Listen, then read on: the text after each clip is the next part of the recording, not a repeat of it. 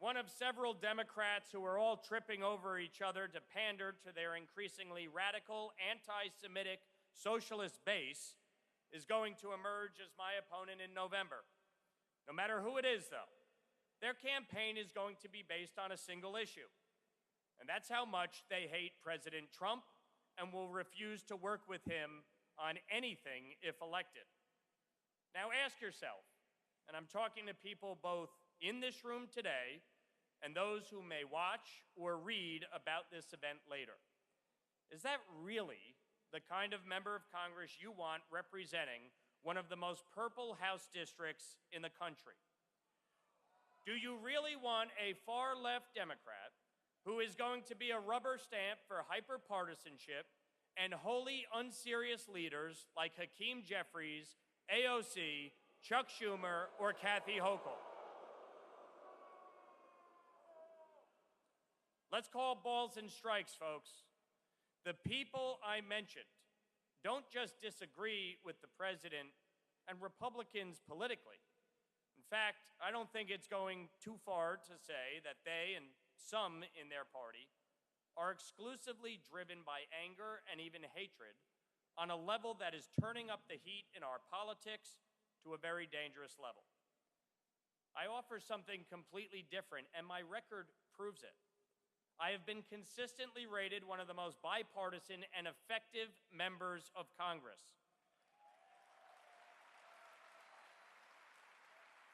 I'm a Republican who actively works with common sense Democrats on key issues, someone who is not afraid to challenge his own party's leaders when I believe they are wrong or acting against the interests of the Hudson Valley, and someone who understands that to get things done in Congress, in either party, you need to have a strong working relationship with the President of the United States.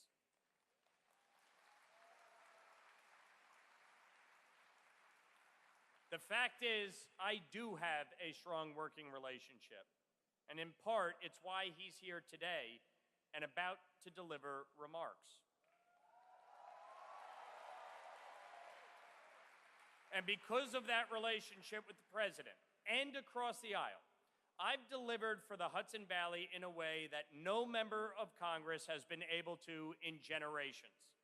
From SALT to bringing back tens of millions in community project funding for law enforcement, clean drinking water, infrastructure, and healthcare, to passing dozens of bills and having the best constituent services in the country. And I want to thank each and every one of my staff who works tirelessly on behalf of this district.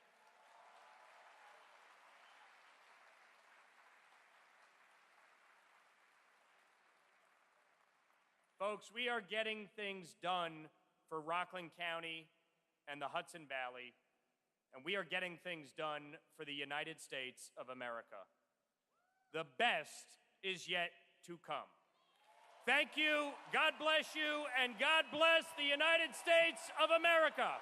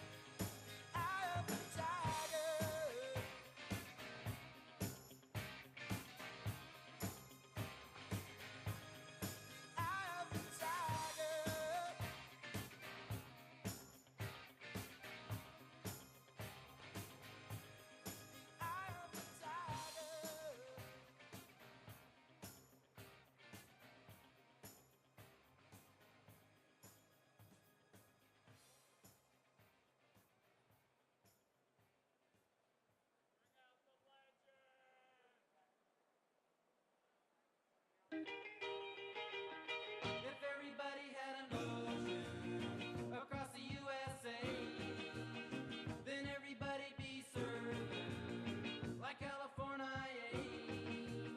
You'd see them wearing their baggies, Warachi sandals too, a bushy blonde hairdo, surfing USA.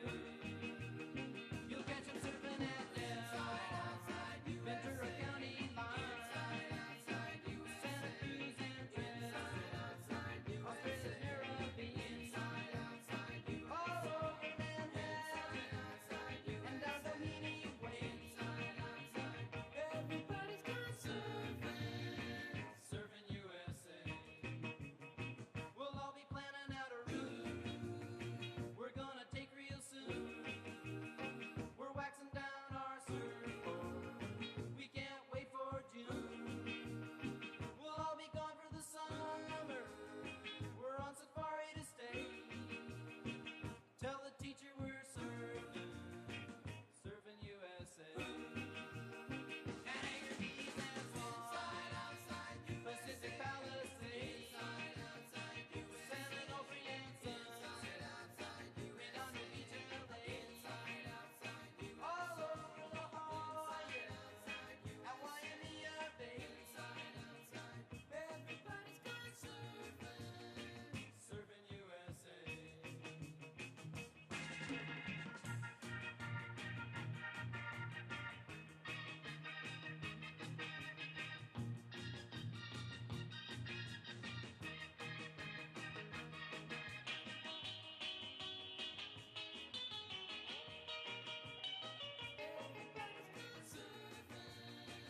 Surfing USA.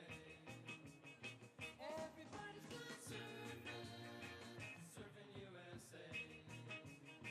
Everybody's gone surfing USA. Yeah, everybody's gone surfing USA. Yeah, everybody's gone surfing.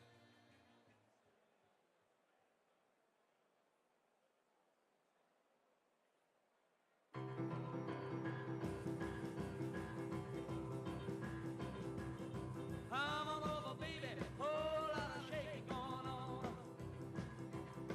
Yes, I say come on over, baby, baby, you can't go wrong. We ain't faking, whole lot of shaking going on. Well, I say come on over, baby, we got chicken in the corner. Woo, huh? Come on over, baby, well, they got the bull by the horn. We ain't faking, whole lot of shaking going on. Yeah, let's shake, baby, shake. I said shake, baby, shake. I said shake it, baby, shake it. Let's shake, baby, shake. Come on over, whole lot of shaking going on. Oh, let's go.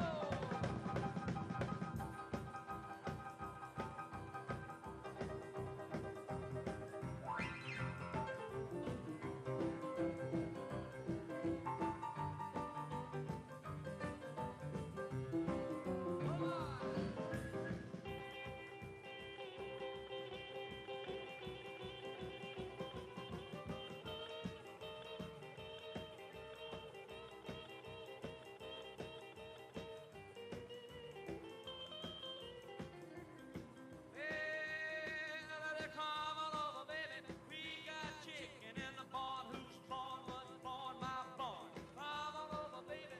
Well, I got the bull by the horn. We ain't making a whole lot of shaking going on. Easy now, shake it. Oh, shake it, baby. Yeah. You can shake it one time for me. Has to come over, baby. Oh, I'll shake it going. Now let's get real low one time now. Shake, baby, shake. All you gotta do, honey, is kind of stand in one spot. Wiggle around just a little bit. That's what you got. Yeah. Oh, I'll shake it going. Now let's go one time. Shake it, baby, shake it.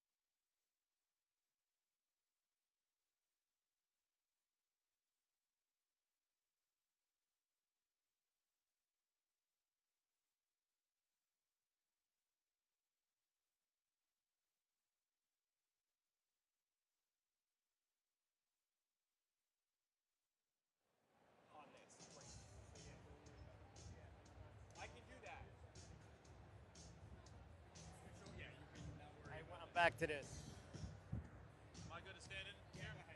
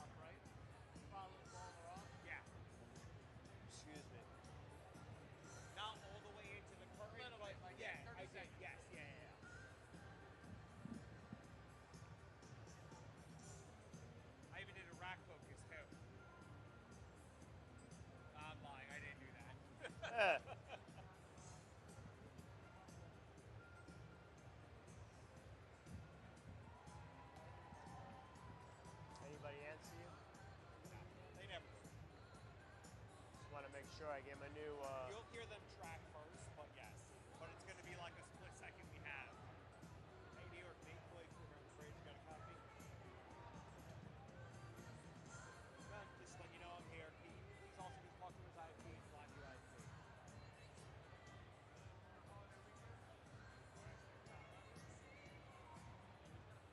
Thank you.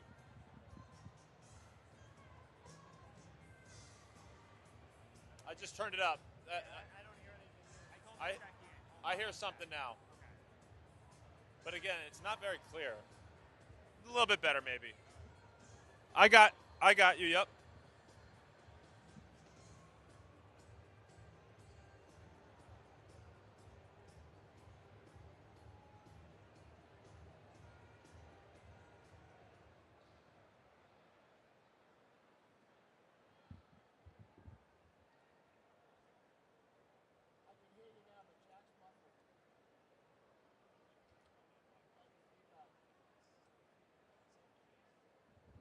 I got you, John. How you doing, man? Doing well.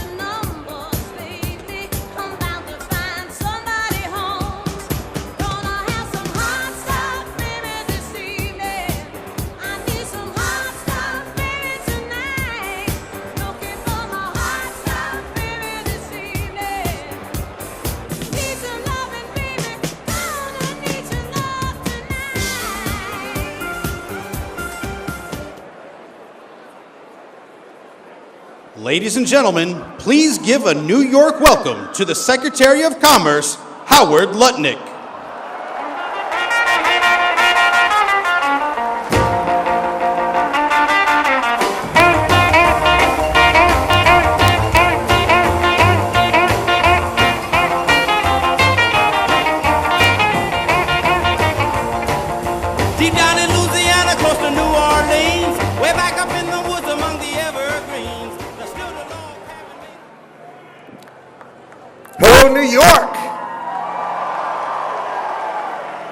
I got to start with go New York, go New York, go. It's really wonderful to be back in the great state of New York, to be right here in Rockland County. As many, oh, I hear them coming.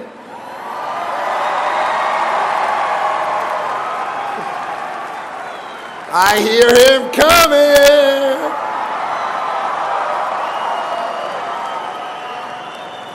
So as many of you know, New York is my home, and it's a great honor to be here today with the great and extraordinary President of the United States, Donald J. Trump.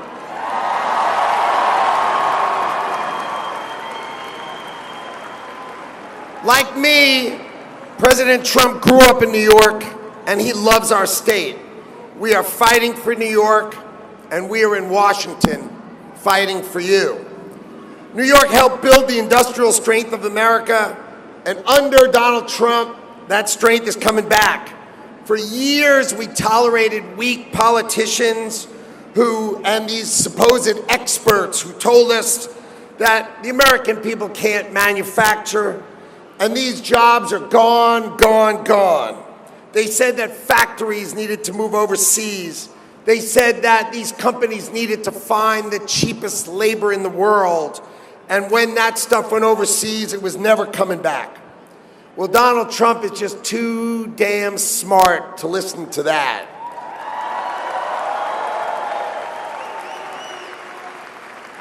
He understood the greatest economy with the greatest people and the greatest consumers in the world are right here in America.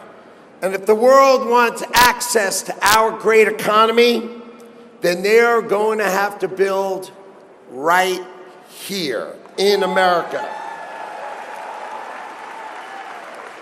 President Trump said Americans are going to manufacture again.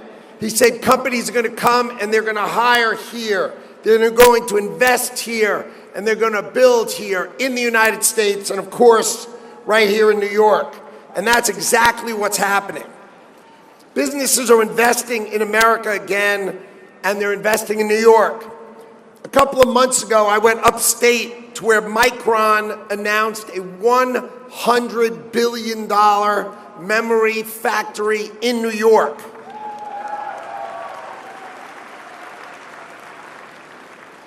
It's 10 football fields long, 4 of them, 10 football fields long each, 50,000 jobs, and that's only here because of Donald Trump as president.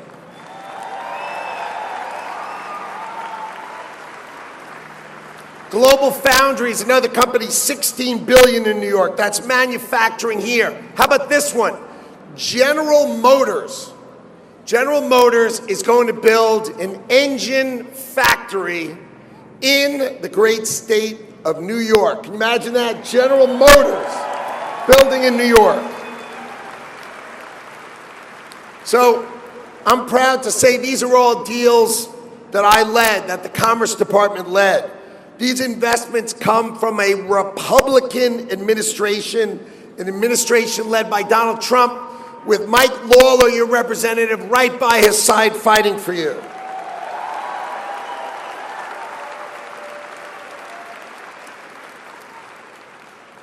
So companies now ask, where is the client? Where are the customers? And they are here in America. Our economy is the greatest economy in the world. It is $30 trillion economy.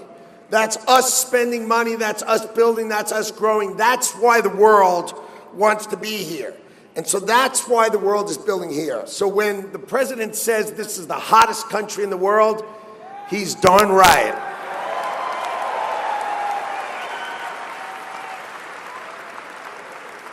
So what does our administration say? It says if you want to sell in America and if you want to be successful in America, you darn well better build it in America.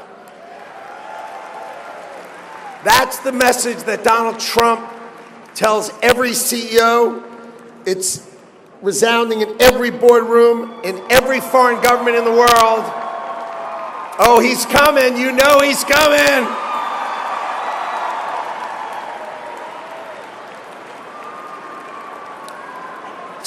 President Trump says America first, when President Trump says America first, he means America you build here, America competes here, our workers come first. The Department of Commerce, we execute his plan. We open markets for American companies. We fight for American exporters. We bring investment into the United States in size that's never been imagined. And our results are historic. Last year, the Commerce Department brought in $244 billion of orders. That's foreign people buying our goods so we can export to them and have great American jobs. That's America winning around the world. That's American workers filling orders. That's American products beating the pants off of foreign competition. Check that helicopter out right there.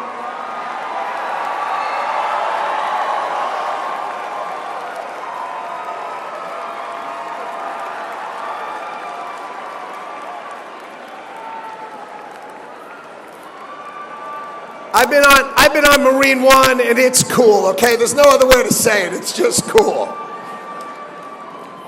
And all this is happening because Donald Trump has shown the world that the United States is a manufacturing powerhouse again. But you don't have to take my word for it. We have record after record of exports, and our economy is growing and growing and growing. So, what happens when we fight for you every day? You have patriots like Congressman Mike Lawler fighting for you in Washington. Working together, President Trump and Congressman Mike Lawler brought you the largest tax cut in American history. Mike Lawler fought for New York, and he delivered. He made sure your state and local taxes, what we call SALT, were deductible against your federal taxes. That cut your taxes between 25 and 40%. And that's Mike Lawler fighting for you, because you got to remember, these were all Republicans. No Democrats voted for your tax cuts. Zero. So that bill cut taxes on tips to zero. No more tax on tips. That bill cut taxes on overtime. Zero. No tax on overtime. And they cut your Social Security taxes for our great American seniors. That one big beautiful bill, and it's shocking for people, that is all Republicans. A-L-L. Not one single Democrat voted for those tax cuts. Zero. You can't have them without leadership like Mike Lawler. You can't have deductibility for your state and local taxes without leadership like Mike Lawler. And I want to just take a minute to recognize Bruce Blakeman, who's a great guy that I've known for years. And he's a great guy, and he'd make a great governor of this state. Look, serving in the cabinet of Donald Trump is the greatest honor of a lifetime. As his Commerce Secretary, my job is to bring in investment in America, and we brought in $18 trillion.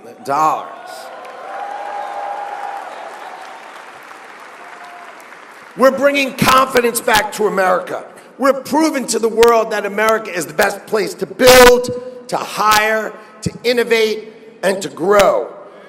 So you got to thank President Trump for fighting for America and for fighting for New York. He fights for American industry. We fight using the power of the greatest economy the world has ever seen. We're going to thank President Trump for reversing decades of dumb politicians doing terrible things to our country. He's bringing back strength, he's bringing back leadership, and he's bringing back prosperity. So thank you, New York. Let's go Knicks! Let's go Knicks! Let's go Knicks! Let's go Knicks! Let's go Knicks! Let's go Knicks!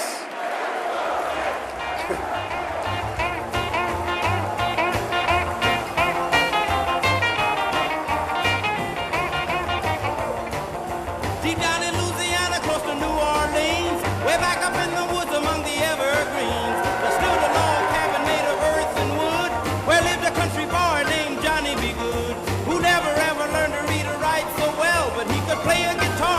like a ringing a bell. Go, go. Go, Johnny, go, go. Go, Johnny, go, go. Go, Johnny, go, go. Go, Johnny, go, go. Johnny be good. He used to carry his guitar in a gunny sack. Go sit beneath the tree by the railroad track. Foliage and everything sitting in the shade, strumming with the rhythm that the drivers made.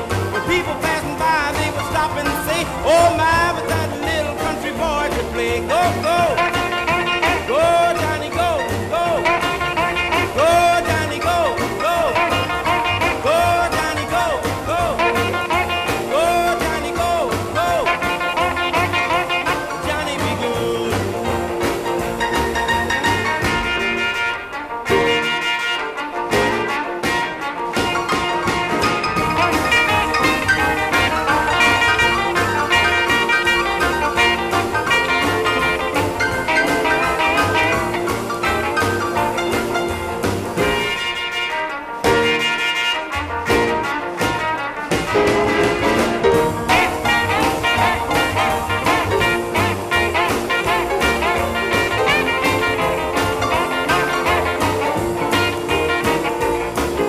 His mother told him someday you will be a man, and you will be the leader of a big old band. Many people coming from miles around to hear you play your music when the sun go down. Maybe someday your name will be in lights saying, Johnny be good tonight. Go, go, go, Johnny, go. Go, go, go, Johnny, go. Go, go, go, Johnny, go. Go, go, go, Johnny, go. Go. Johnny be good.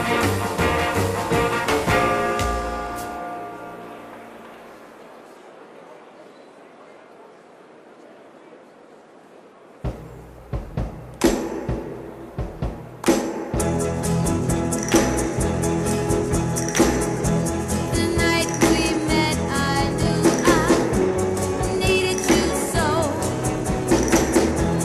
And if I had the chance, I'd never let you go. So won't you say you love me? I'll make you so proud of me. We'll make them turn their heads every place we go. So won't you please be my little baby? Say you'll be my darling. Be my baby now. I'll make you happy, baby. Just wait and see. For every kiss you give me, I'll give you 3. Oh, since the day I saw you, I have been waiting for you. You know I will adore you till eternity. So won't you be my little baby? Say you'll be my darling. Be my baby now.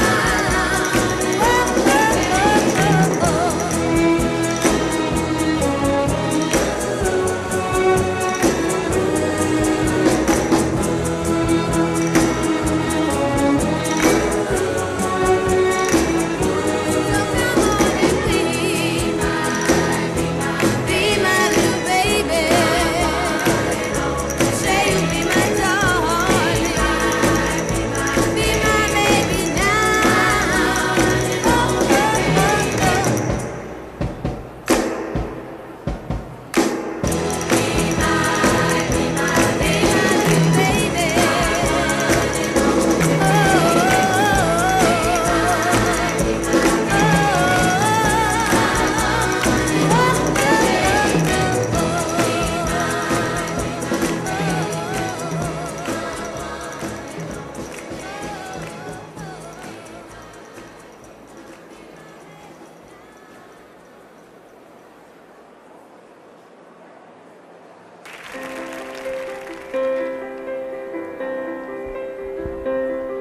To dream the impossible dream to fight the unbeatable foe, to bear with unbearable sorrow, to run where the brave dare not go, to right the unrightable wrong, to be better far than you are, to try when your arms are too weary, to reach the unreachable star. Oh, this is my quest to follow that star, no matter how hopeless, no matter how far, to fight for the right without question or pause, to be willing to march into hell for a heavenly cause.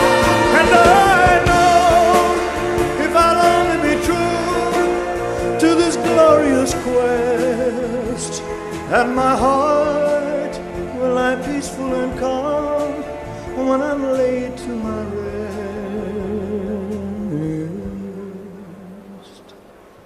And the world will be better for this, that one man, scorned and covered with scars, still strove with his last ounce of courage to reach the unreachable star. And the world will be better for this, oh, that one man, scorned and covered with scars, he still strove with his last ounce of courage, oh, to reach the unreachable star.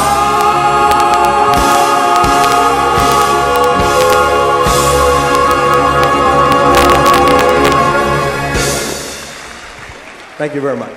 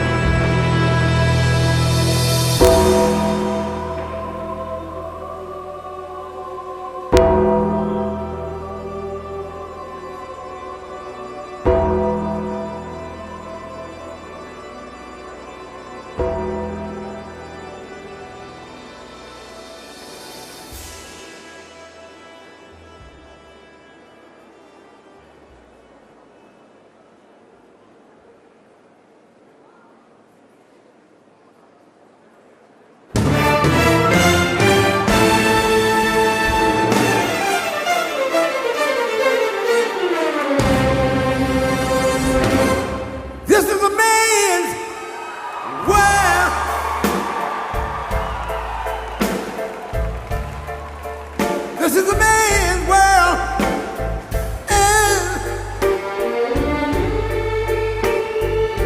But it wouldn't be nothing without a woman or a girl.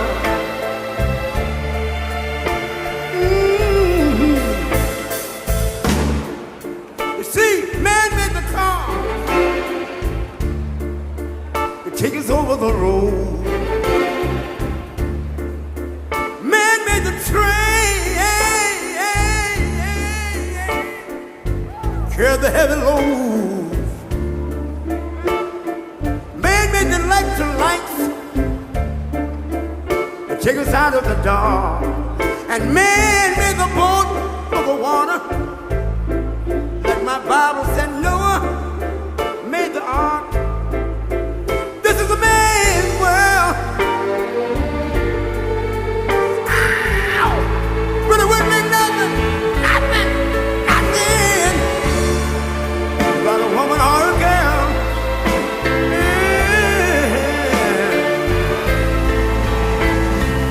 L'uomo rincorre il potere, ma lui non sa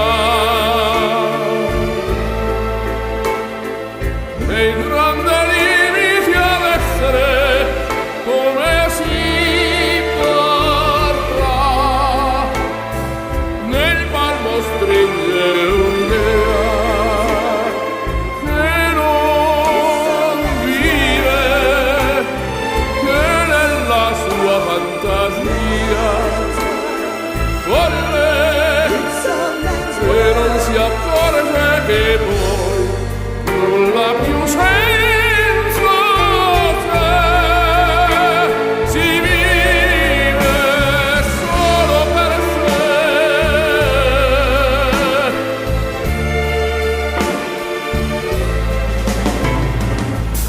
Man thinks about a little bit of baby girls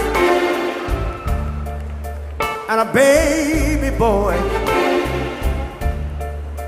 Man make them happy because man make them toys.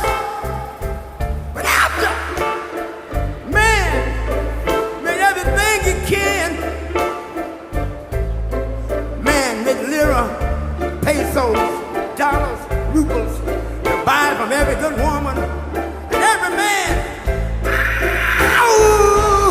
This is a man's world. Senza te, But it wouldn't be nothing.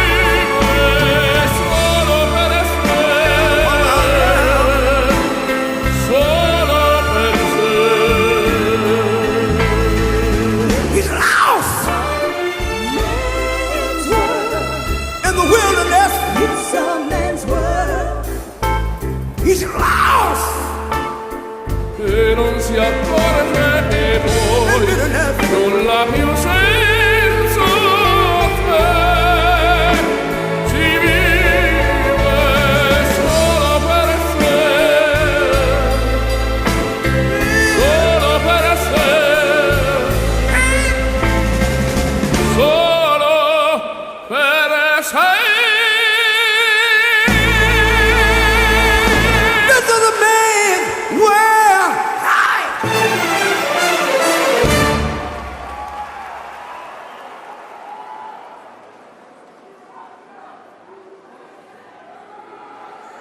I've been selling my soul, working all day, overtime hours, for bullshit pay, so I can sit out here and waste my life away, drag back home and drown my troubles away. It's a damn shame what the world's gotten to for people like me, people like you. Wish I could just wake up and it not be true, but it is. Oh, it is living in the new world with an whole soul. These rich men north of Richmond, Lord knows they all just wanna have total control. Wanna know what you think, wanna know what you do, and they don't think you know, but I know that you do. 'Cause your dollar ain't shit, and it's taxed to no end. 'Cause the rich men, north of Richmond,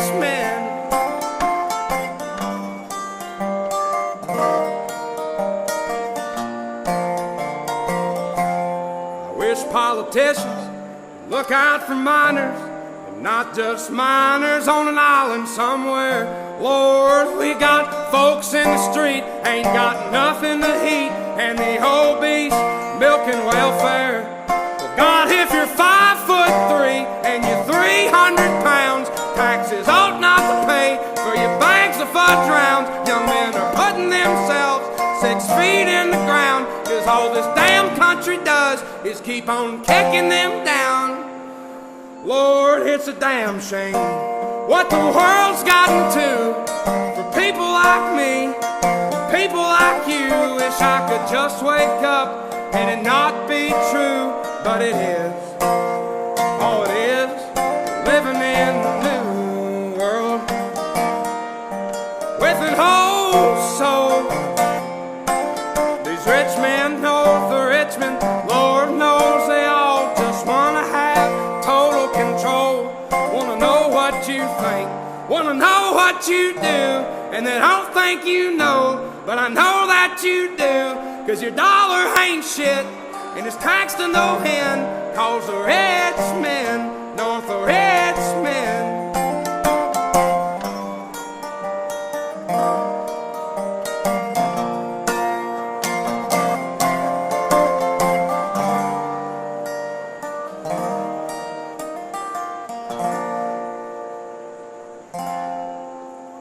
I've been selling my soul, working all day, overtime hours for bullshit pay.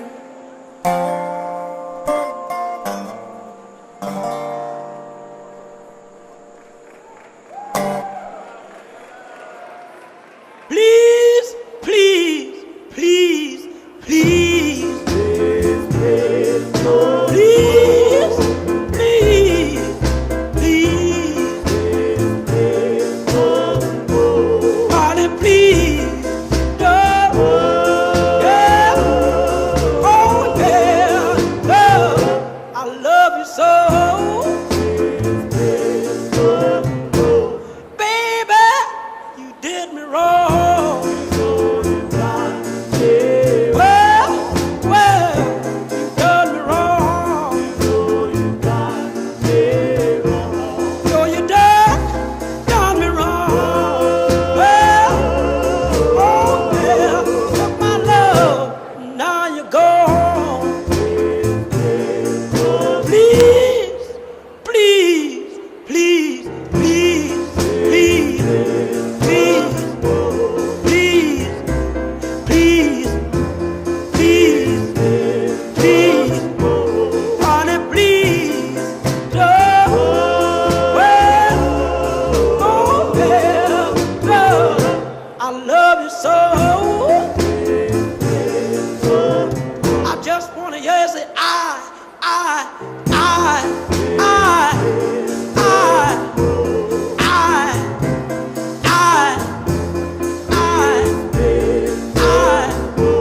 honey, please, don't. Oh yeah, I love you so. Baby, take my hand. I wanna be your lover man. Oh yeah, good God Almighty. Honey, please, no. Well, okay, well, I love you so. Please, don't go. Please, don't go. Honey, please, don't go. Girl, I love you so. Please, please,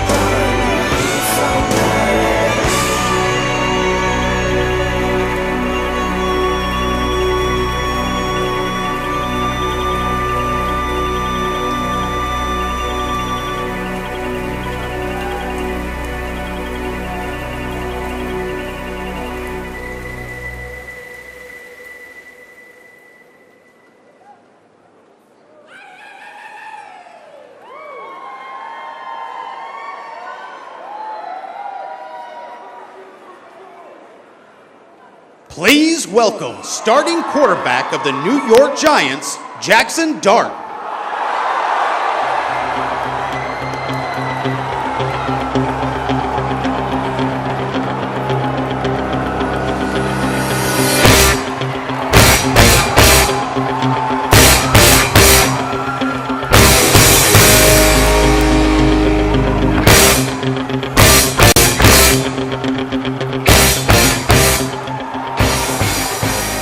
What's up, what's up, what's up? Yeah. Big Blue Nation, it's a pleasure to be here. I gotta start this off with a Go Big Blue. I'd love it if y'all would follow with me. Go Big Blue! Go Big Blue! Go Big Blue! Go Big Blue! What an honor, what a privilege it is to be here. And without further ado, I'm grateful, I'm honored, I'm pleasured to introduce the 45th and 47th President of the United States of America, President Donald J. Trump. And I'm proud to be an American, wearing these ties so I'm free. And I won't forget the men who died, who gave that right to me. And I gladly stand up next to you and defend us still today. 'Cause there ain't no doubt I love this land. God bless the USA.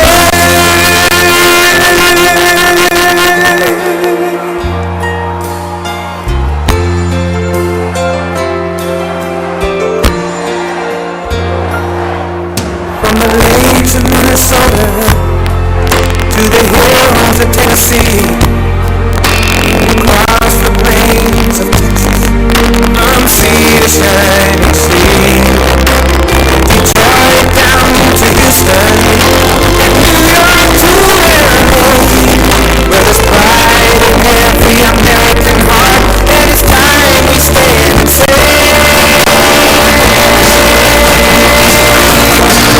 proud to be an American, wearing this tie so I'm free. And I won't forget the men who died, who gave that right to me. And I gladly stand up next to you and defend us still today. 'Cause there ain't no doubt I love this land. God bless the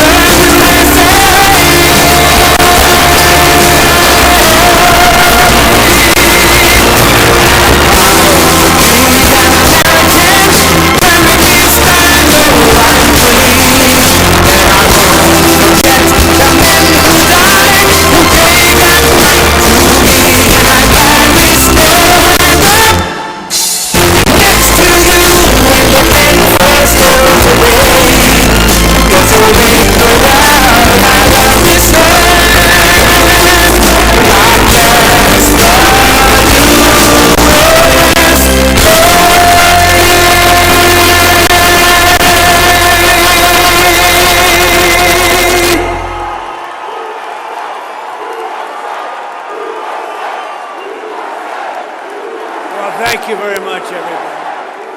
Thank you very much.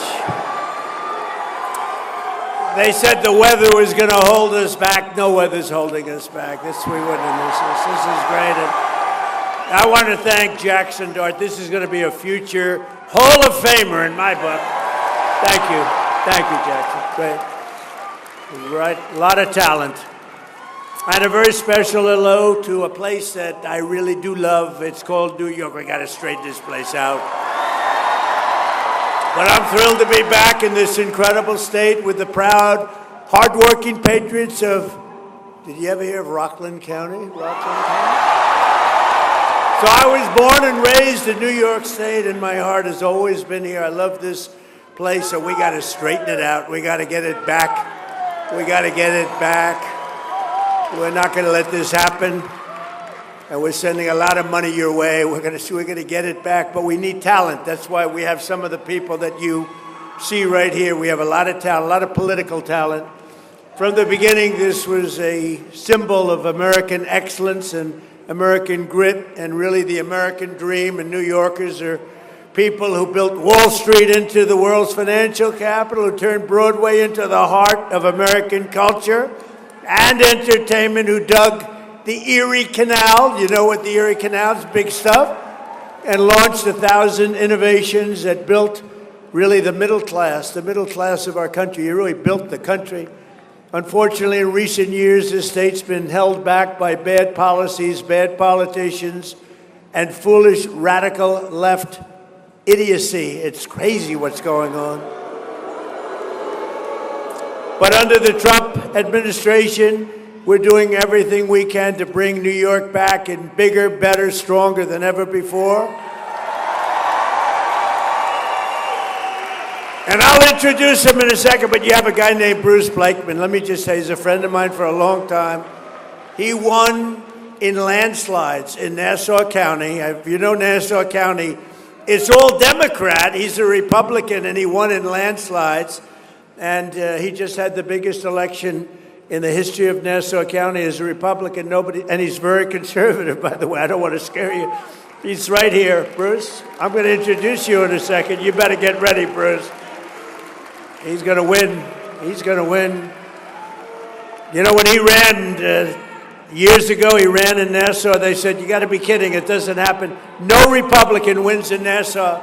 And he ran and he won. And you better watch yourself. You better watch yourself, Kathy. You got a race. Got a big race. So we're going to start turning New York around. I'm going to work with Bruce. I'm going to work with the whole group in New York. We're going to work with Mike. Mike Lawler's fantastic. He's fantastic. He is a fantastic. I call him Mr. Salt. He didn't stop. He wouldn't stop. He was driving us crazy. We have to get salt. We have to get salt back. And he got it back. And he's a terrific guy. And you're lucky to have him. I'll tell you. He loves you. He loves this place. Mike. Great. Great, Mike. It's terrible things are happening. However, we have to take the good with the bad. Companies are leaving. Rich people are leaving. People that pay a lot of money. All these rich companies, big, fat, beautiful companies, they have jobs and they have money and they're leaving, and nobody's stopping them from leaving. New York can never, if we don't stop this, and I'm for you, and I'm helping you in Washington much more than I'm supposed to be helping you, believe me, New York can never be the same if it's losing its tax base, and the people that pay 85% of the taxes are leaving. And we're taking in illegal immigrants. So they're wonderful people and all, but they're not paying any tax. They're taking your money. They're taking your money. The people that pay 85 to 90% of your taxes are leaving. And you know, when they go, they never come back. They never come back. Nobody calls them. Nobody does anything. Nobody talks to them. Nobody says, please don't leave. We'll give you a tax rebate. We'll do anything. Don't leave. But they're leaving. They're going to Florida. They're going to Tennessee. They're going to Texas. They're going to South Carolina, North Carolina. They're going all over the place, but they're leaving, and we can't let it happen. It's a great place. We can't. Bruce will stop it. Mike will stop it. They're all going to stop it. They'll bring them back. On top of that, the streets are dirty. The crime is out of control. We have a family here that's so incredible. Really, two families. We have somebody else. We're giving them the Presidential Medal of Freedom, something we've never done for this reason, but the mother is here of a great young man, and we're going to give him a very special honor. The illegal aliens are all over the place. The people are getting shot left and right. The elections are rigged. They don't have voter ID. They don't have proof of citizenship. Think of it. We want to get the Save America Act passed now.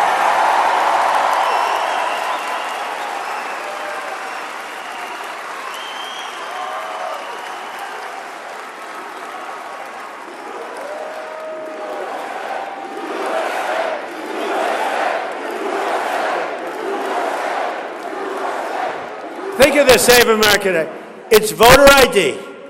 Who's against voter ID? You ever see the Democrat National Convention? I call it the Democrat. They're Democrat. But you ever see it? They have cards on them for the Democrat National Convention, cards like bigger than your chest. Name, address, everything you want to know about a person. They might even have a social security number on it. That's to get into their convention. But for voting, you're allowed to go in, right? It's horrible. So it's voter ID, it's proof, a little thing called proof of citizenship, and it's mail-in voting is a disaster. If you have military, if you're going to be away, if you're not feeling well, if you're in any way disabled, absolutely we have it. We'll be very generous, but generally you got to go and vote. Otherwise, it's a rigged system. And that, in a nutshell, is the Save America Act. Not very complicated. Think of it, voter ID. Think of it, voter ID, proof of citizenship, and mail-in ballots are gone except if you need it. Now, I added 2 best ofs. No men playing in women's sports. Has nothing to do with it. No men. Like, I'm looking at Jackson. I'd like to know, is there any woman in the audience that thinks they can tackle that guy? Because I'd like to meet you. I'd like to shake your hand. I don't know. Jackson, you think you could play against women okay? Do you think you'd have any problem? I don't think so. But don't get involved, Jackson. Don't get involved, Jackson. Don't answer that question. No, I'm looking at the legs. He's this beautiful guy. He's got legs like tree trunks. This is not a good thing for women. This would not be good. No, it's no good. And we don't want open borders where prisoners pour in from other countries all over the world. They pour in. We don't want open borders. We don't want sanctuary cities where you have sanctuary for criminals. We don't want transgender mutilization of your children, if that's okay. We don't want it. But you know, I looked at I read a story yesterday where the pharmacies, they're going out of business. They have glass all over the place. You want toothpaste, you have to open up, you have to get a clerk to open up the thing, and they open and they hand them a toothpaste, and in the meantime, other people are waiting to steal it. They got a guy right here, Mr. Lutnick said, Mr. Lutnick, he's a rich guy, but he was in a store, and he noticed when he was in a drugstore, the people were with duffel bags. They're putting crap in a duffel bag and walking. And the clerk says, you're not supposed to be doing that. And the kid said, the hell with you, walks out. And if the clerk does anything at all, they arrest the clerk. How screwed up is our country? How the hell do you make your money if you got to open up glass, expensive glass, to give somebody a toothbrush? Or to give somebody some toothpaste? That does not sound like a good business model. So you have empty stores. The whole thing, we got to change it. Now, the way you stop that, you know how you stop that? You come down hard on those people. Hard. In one day, you'd solve that problem all over the country.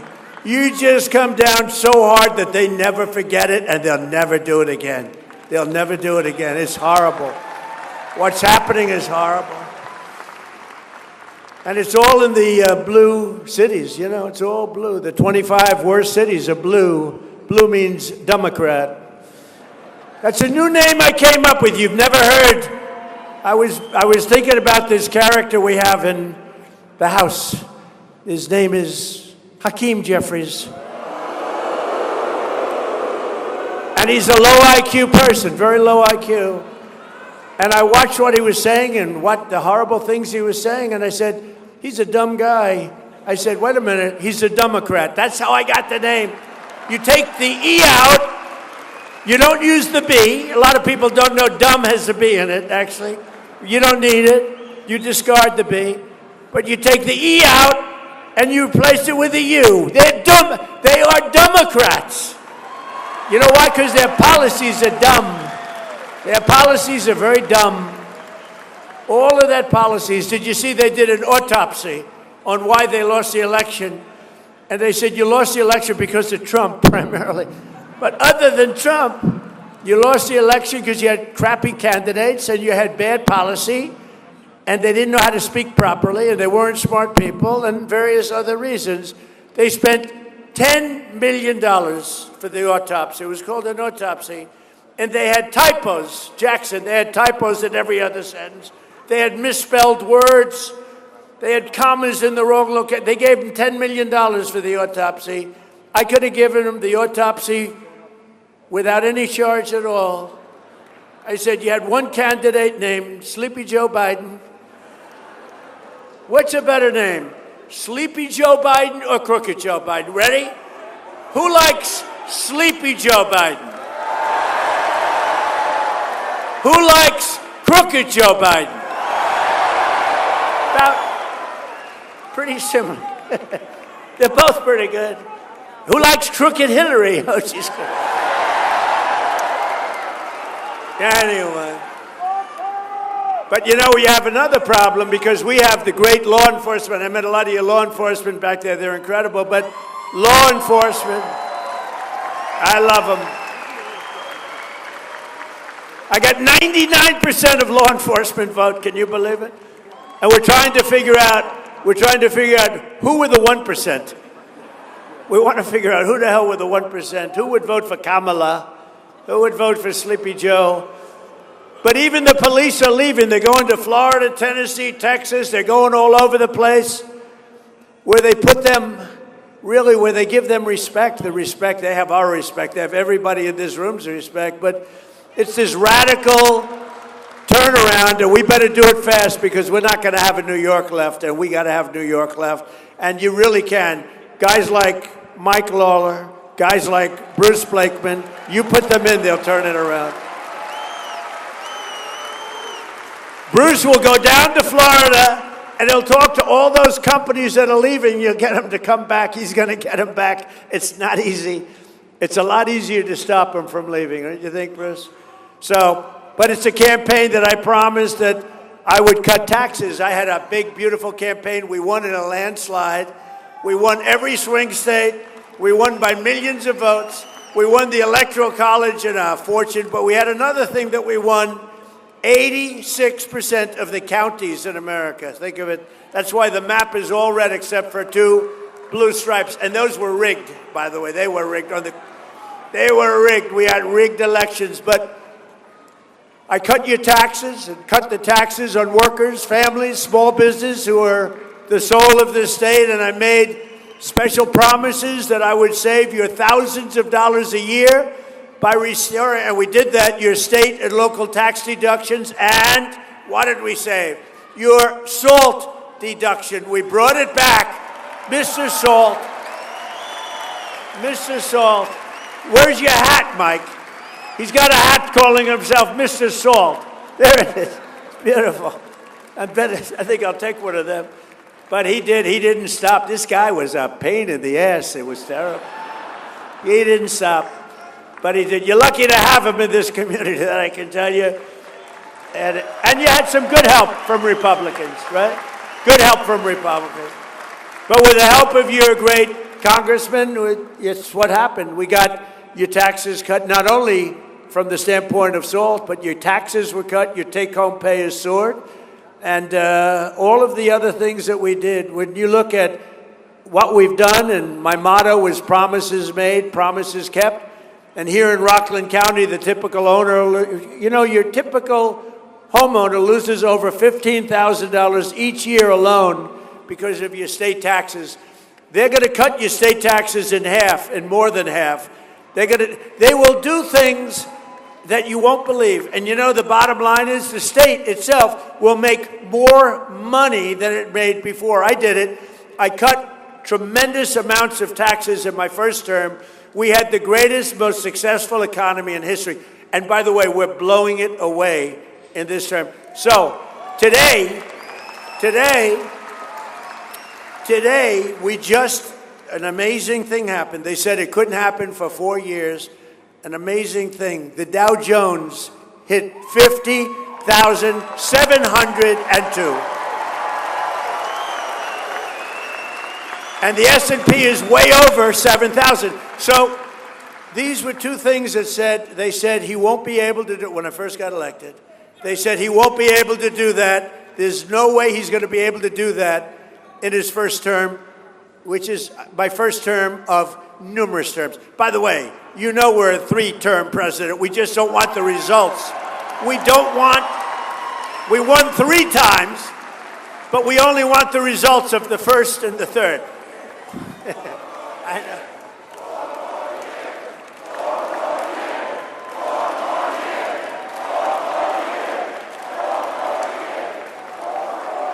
We have a hat. The hat says 4 more years. It drives the radical left lunatics crazy. But we did all of the different things, and we've saved you from $10,000 to $40,000 a year, the people in Rockland. On average, over 1 million New Yorkers claimed the deduction this year. You're able to write off nearly $22,000 on average, putting thousands of dollars back in your pockets.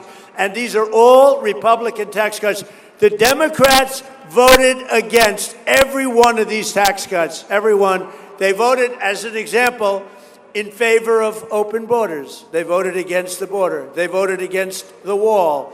They voted against the sanity of when we talk about men playing in women's sports. I'll tell you how ridiculous it is. That's why I love having Jackson, because it's so easy. I just say, how would you like to play against him? But we have even better, Jackson. We have a weightlifter. He was a failed male weightlifter, and then he decided to transition to the other side. And they had a major contest, an Olympic tryout, and they had a young woman who was really good. She was one of the greatest ever.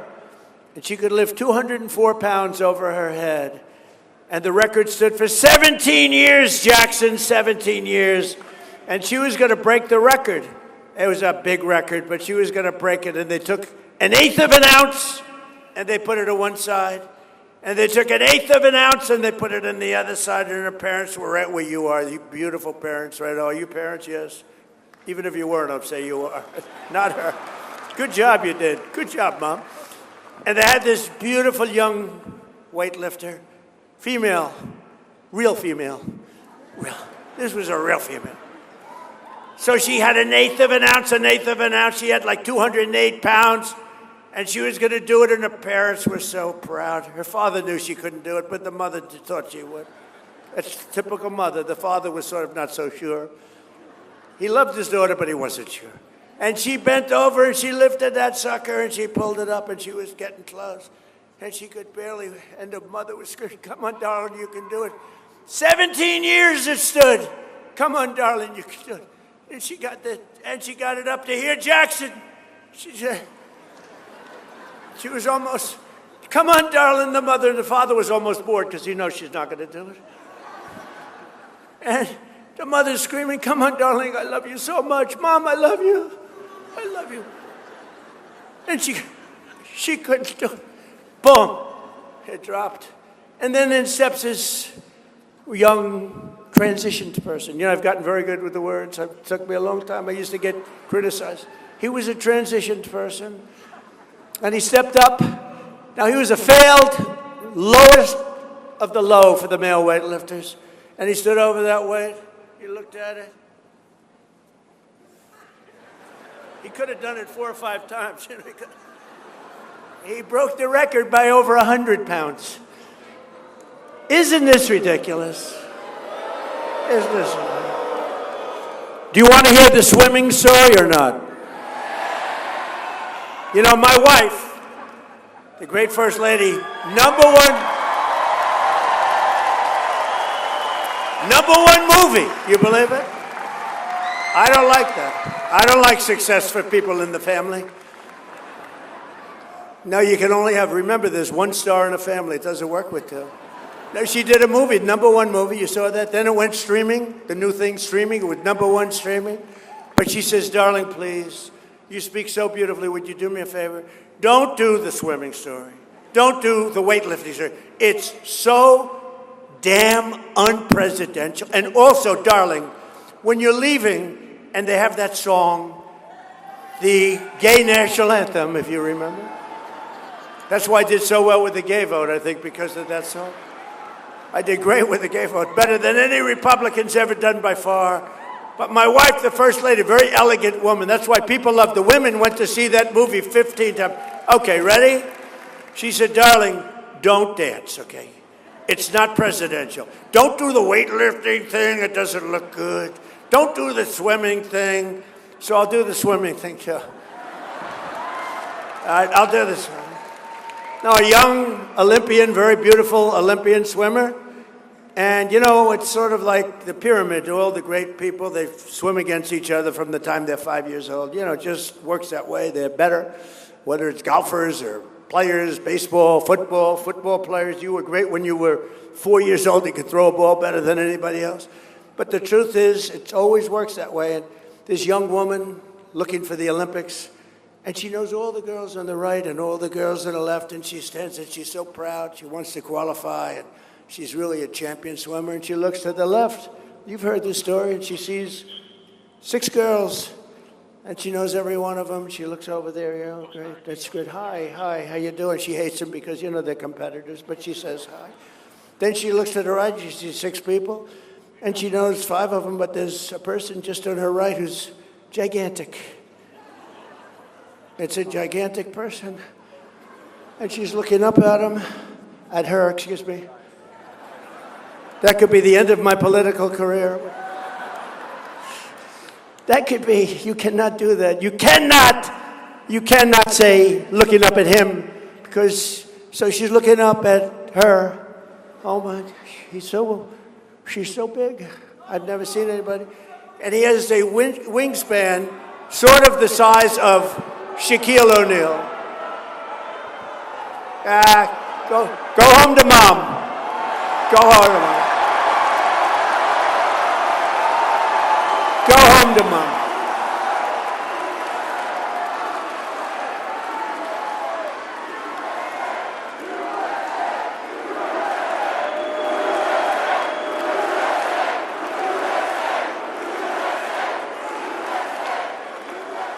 Take him home to mommy. He's going to be in trouble. You know what he doesn't say is his mom's watching on television right now and she's loving it.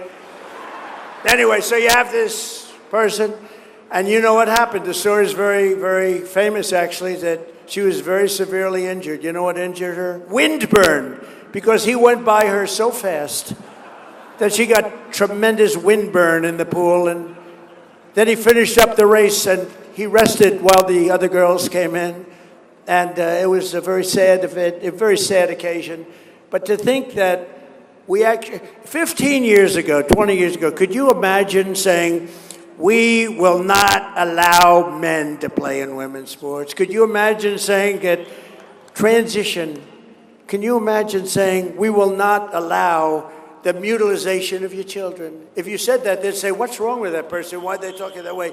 Today you have to say it, because they do allow in certain places, still, we've cut a lot of it out, most of it, they allow the mutilization of your children, and we don't allow that stuff, and we're going to get it the hell out of here.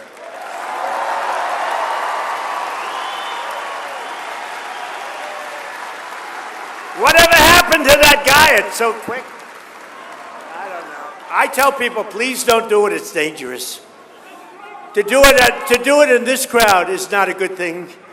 You don't want to do it in Trump crowds. I've had very little. Do you remember originally, I used to have a lot of that. You know, the first couple of months, I'd have people screaming, and they learned it's just not a good thing to do.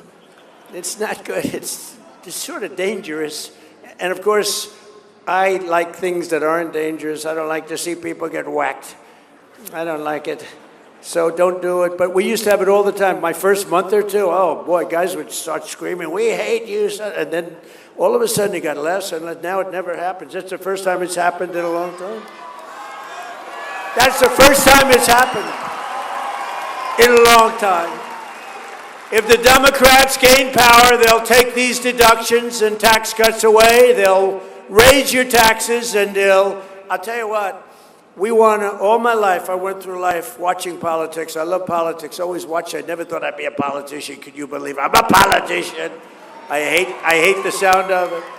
But remember that, although I had a good night the other night, right? We knocked out a bad senator from Louisiana. We knocked out Massey, a horrible, one of the worst Republican congressmen out there. We knocked out somebody in Georgia, Raffensperger. We knocked him out. We knocked out everybody. We were 38-0. 30. Think of that, 38-0. Who's 38-0? We haven't lost one in years. You want to know the truth? We have. Let me tell you. We have Make America Great Again, MAGA. We have a movement the likes of which this country has never seen. And you know, it's a movement based on common sense. It's not that it's conservative maybe, but it's a movement based on common sense. We want strong borders, we want good education, we want low taxes, we want a strong military. How good is our military, right?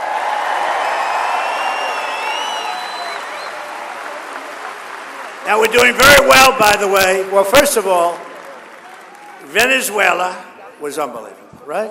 Now Iran, their Navy's gone, their Air Force is gone, everything's gone, their leaders are gone. And if you read the fake news, you'd think they're doing just fine. They're not doing just fine. They want to settle so badly. We have the greatest military. I just got back from China, President Xi, good man. Good man. And I'll get killed for saying that. They'll say, oh, he called President Xi a good man. Well, we had an amazing time, but even he had to say, your military is unbelievable. This is the head of China. I built the greatest military in my first 4 years, and I didn't know I was going to be using it this much, but we're using it. And there's nobody like our equipment. There's nobody like the stuff we produce, but most importantly, there's nobody like our military men and women. There's nobody. But all my life I've watched politicians, and until this last 8 or 9 years, they have Trump derangement syndrome. They're all screwed up. Their wires are all mixed up, the Democrats. And they always used to say that we will lower your everybody, Republican, Democrat, we will lower your taxes. We're going to lower your taxes. Now they don't do that. They say we will raise your taxes. The Democrats, they want to raise your taxes. Never forget, not a single Democrat in Congress voted to raise the SALT deduction. Mike Lawler and all of his friends sitting up here fought them, and they voted against it. And by voting against the great, big, beautiful bill, one of the greatest pieces of legislation, probably the biggest ever passed, because we put everything in 4 years. That was my idea. I said, let's add everything, because these people are crazy. We might not get another chance at it. We added everything into that. That's 4 years' worth of legislation. That's why we call it the great, big, beautiful bill. No tax on tips, no tax on overtime, no tax on Social Security for the seniors. The Democrats voted for open borders. They voted for open borders. And if they get in, you're going to have open borders again. You're going to have millions of people coming in. They voted for men in women's sports. They voted against the largest ever investment in school choice. Everybody wants school choice. And they voted against making interest payments on your auto loans tax deductible. That's what you have if it's made in America. So, we have another little disturbance back there. Hello. Hello, everybody. That's okay. It's already cleared up. What are you doing back there to these people? Boy, does that get cleared up fast. The guy raises his hand, starts screaming something, and within about 2 seconds, it's over. What happened to him? Don't hurt him. Don't hurt him. Don't hurt him. I do that for legal reasons. This way I can say. That's a great thing to say. Do not hurt him under any circumstances. And now I can say I'm innocent. They voted against the Trump accounts, which provide automatic contributions of $1,000 for every newborn child. So they end up being quite wealthy. And our record tax cuts are projected to raise incomes for New Yorkers by over $8,000, Mike, on average. We're going to boost household take-home pay for you, the people in the room, over $12,000 and protect more than 405,000 New York jobs. And we got to protect the jobs. We can't let that happen. I just say it again and again and again. You can't let these companies go. It's easy to say, oh, we don't like the companies. They're the ones that supply you with the money and the jobs and everything else. You got to cherish those companies. Whether you like them or not, you got to. Last month, the IRS issued the largest average tax refunds to New Yorkers in New York history. Think of it. You got back the biggest refund that you've ever had. And that's all over the country, by the way. But I was with the King of Saudi Arabia 2 years ago, and he's investing over $2 trillion here. We have $18 trillion coming in. But he said, and you might have heard it just a short time ago, he said, Mr. President, it's amazing. 2 years ago, you were a dead country, dead. We never thought anything was going to happen that could be good for your country. You were a dead country with a leader that was a not smart person, I'm going to say. You were a dead country, and today you're the hottest country anywhere in the world. It's true, we're the hottest country. Respected by everybody. We're respected by everybody. The stock market has just set 68 times during my short, a little bit more than a year. 68 days we hit all-time record highs, and since the election, adding $9 trillion in value to your savings and retirement accounts, 401ks. Your 401ks, does anybody have a 401k? Well, your people are going to vote for me then. There's no way. Will anybody with a 401k vote against Trump? Thank you. It's always risky to ask that question. Sometimes it's yes, you're right. It could be a very dangerous way. But since I took office, the typical 401k is up more than $30,000. And I've created 300,000 jobs in the last 2 months, smashing all expectation. Remember this, right now, more people are working in the United States than at any time ever before, by far, by a big number. And in 16 months, we've lifted nearly 5 million Americans off of food stamps. 5 million.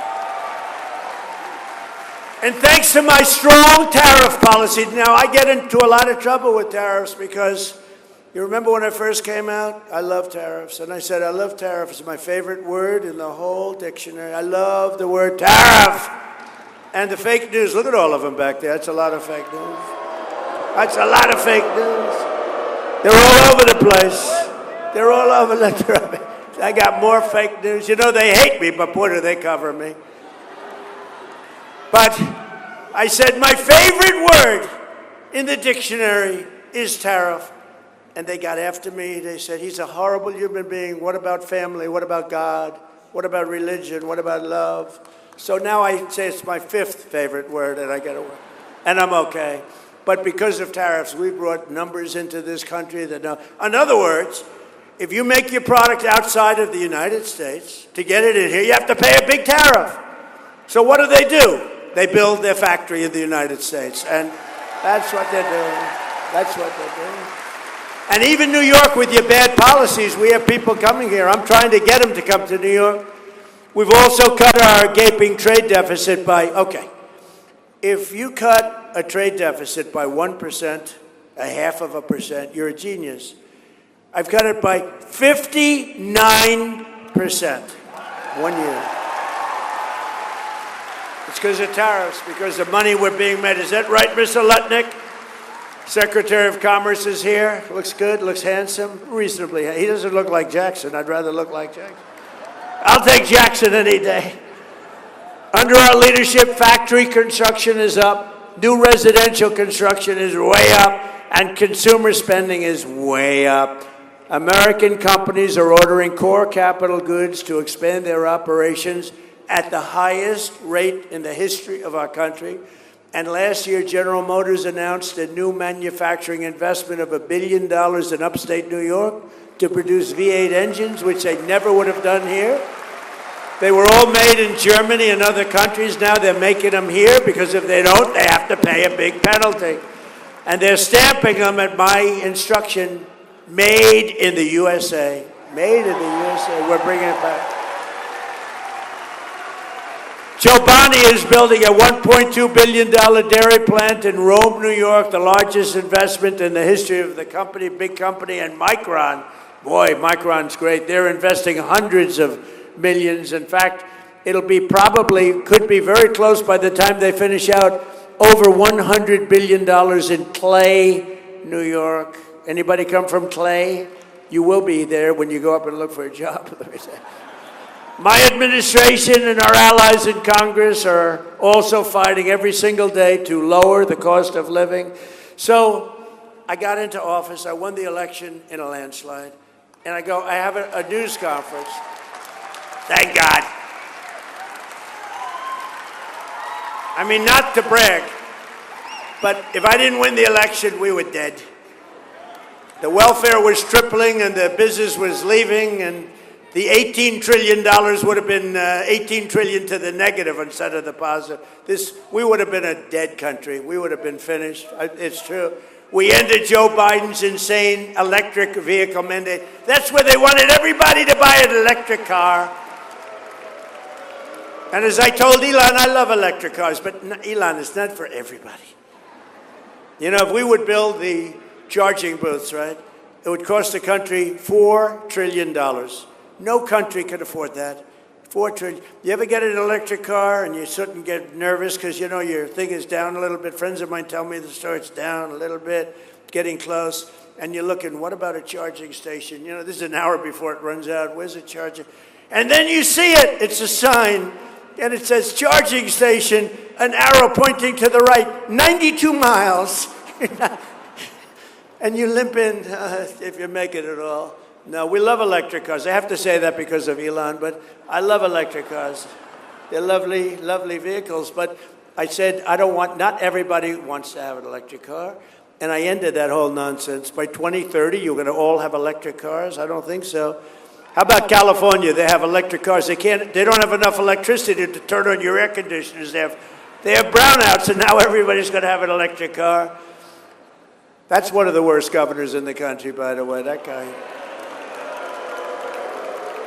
But he took himself, did you hear he announced he's taken himself out of the race?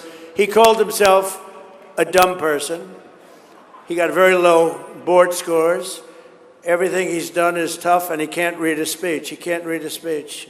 So I don't read too many speeches either. I'd be better off if I did. But he can't read a speech, but he called himself a dumb person. And when you do that, I say it ends. But a friend of mine, very good at politics, say, don't worry, people forget about it. I don't know. I don't think you can forget. I thought it was the worst. He did this during an interview. I thought it was the worst interview by a professional politician in the history of our country. Because Gavin, I think, is when he says he's stupid.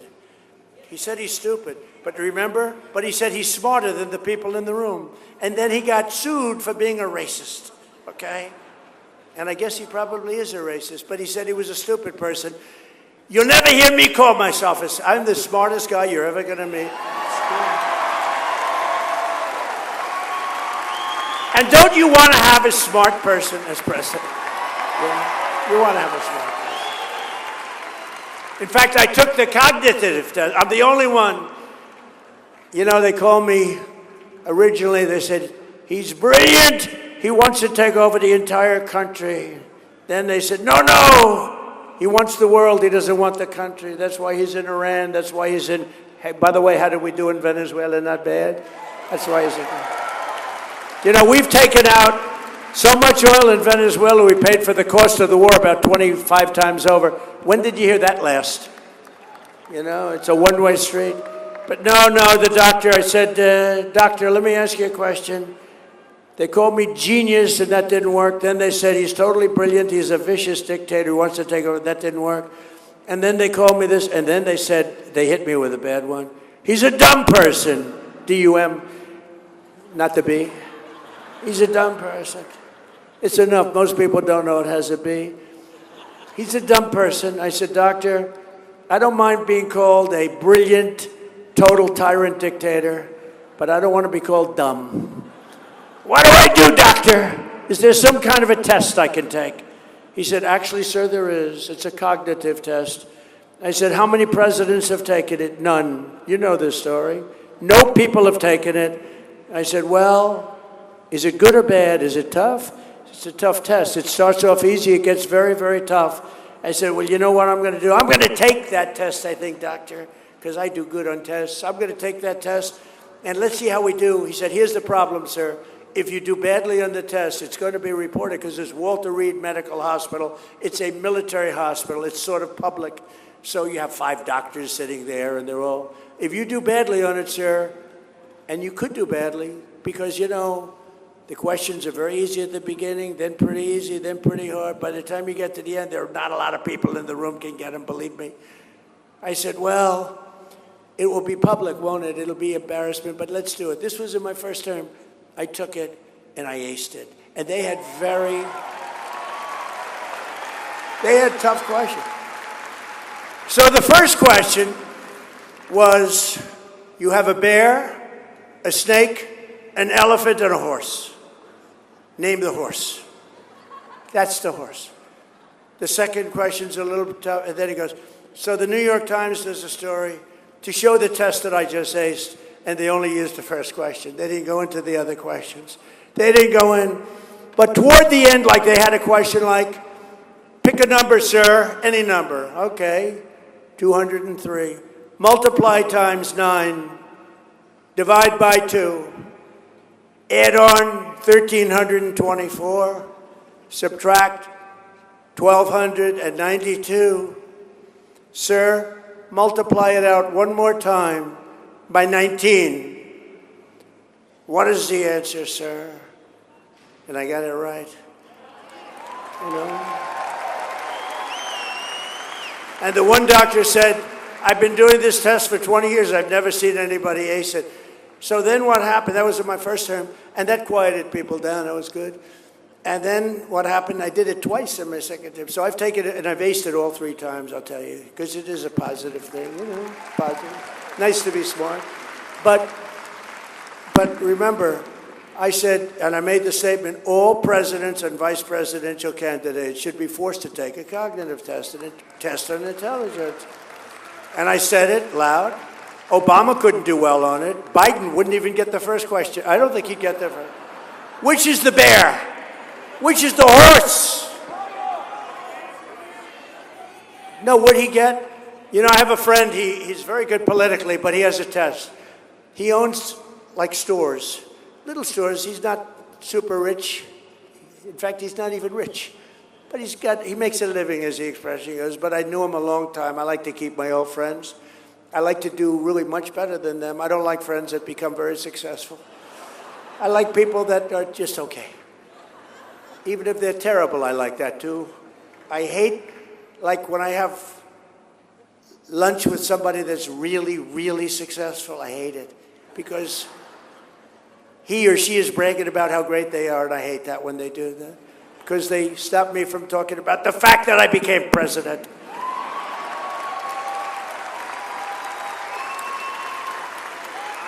But I have a friend, and he said, you know, I have a simple test for a politician. I own stores. I'm really good at it. It's not a complex business. And I say, how would a president do running my store while I'm away on vacation? He said, I take one store, not 3 or 4. And I say, my busiest one, on Queens Boulevard, Queens. He said, I take a store, and I say, how would he be? And I said, so what's the answer? He said, you would drive it into one of the largest retail empires in the world. Biden wouldn't be able to run the store for one evening. One evening it would be a disaster. He said, I give people tests. I put people in my store. I say, how do you think they do? And he said, Biden wouldn't be able to run a store. We can never let that happen again to our country. We can never let it happen again. What he's done to our country is unacceptable. And a lot of bad things. We had inflation, but we've got that down. By the way, the oil prices are going to tumble as soon as I finish up with Iran. Tumble. Boom. I was in Iowa, I was in Iowa. We had it down to $1.85 a gallon in Iowa, but we had it down around the $2 point. And then I said, well, Lutnick, we're going to have to take a trip to, we got Scott Bessent, we got all of them. I said, we just hit 50,000 on the Dow, and I said, that's a record, highest ever. I said, sorry to do this to you, but we're going to have to journey down to the Middle East. They said, why? I said, because Iran is going to have a nuclear weapon if we don't stop them. And I said, we're going to have to do it, and we have stopped them. They're not going to ever have a nuclear weapon. They're never going to have a nuclear weapon. And we'll have that over with soon. It'll be over with soon, and you're going to see numbers like you've never seen, both on the upside and also in terms of costs. You're going to see costs go down. But, you know, the Democrats are the ones that caused all the costs. And they were the ones that caused. When I took over, they caused, I mean, the prices were through the roof. I told you before, the inflation was the highest ever. The costs were high. And think of it, they'd constantly come out, the cost. They would constantly come out with the word affordability. I said, they're the ones that caused the problem. I'm in the office 2 days. I mean, they are the greatest bullshit artists, ready? I'm in the office 2 days. And the costs have gone through the roof. Under 4 years of Sleepy Joe or Crooked Joe or both, Biden, right? And I hear these Democrats from all over the place going, affordability. They're the ones that caused it. I didn't cause it. Remember the eggs? My first news conference, 2 or 3 days in, they said, what are you going to do? These people, these corrupt press, they're corrupt. They're corrupt. They know it. They're corrupt. They're totally corrupt. They were saying, what are you going to do about the cost of eggs? I said, what's the problem with eggs? They said, they've gone up 4 times. I said, I just got here. Right? I just got here. They're the greatest bullshit artists, I'm telling you. They said, Trump has driven up the cost of eggs. I just got here, I'm sorry. And within 3 months, our great Secretary of Agriculture has driven them down to the lowest point they've been in a long time. We've got them all down. Now we'll get our energy down. The only thing that has your prices, look, energy is a big ball game. That's the big one. And we're going to get that down. It'll get down to where it was, maybe even get down lower. But we had it down to a number that was so good they hadn't seen it since my first term, actually. But we terminated the Green News scam, including the so-called efficiency rule on water heaters, stoves, washers, dryers, light bulbs, saving Americans on average $3,250. And yesterday we eliminated a truly awful Biden regulation on refrigerators and air conditioners that drove the costs of food even in grocery stores where they have freezers. It was called the refrigerant. And according to these lunatics, the refrigerant, which we've had for 40 years, is going to drive people into a state of frenzy. There's nothing wrong with the refrigerant other than sometimes it makes your food too cold.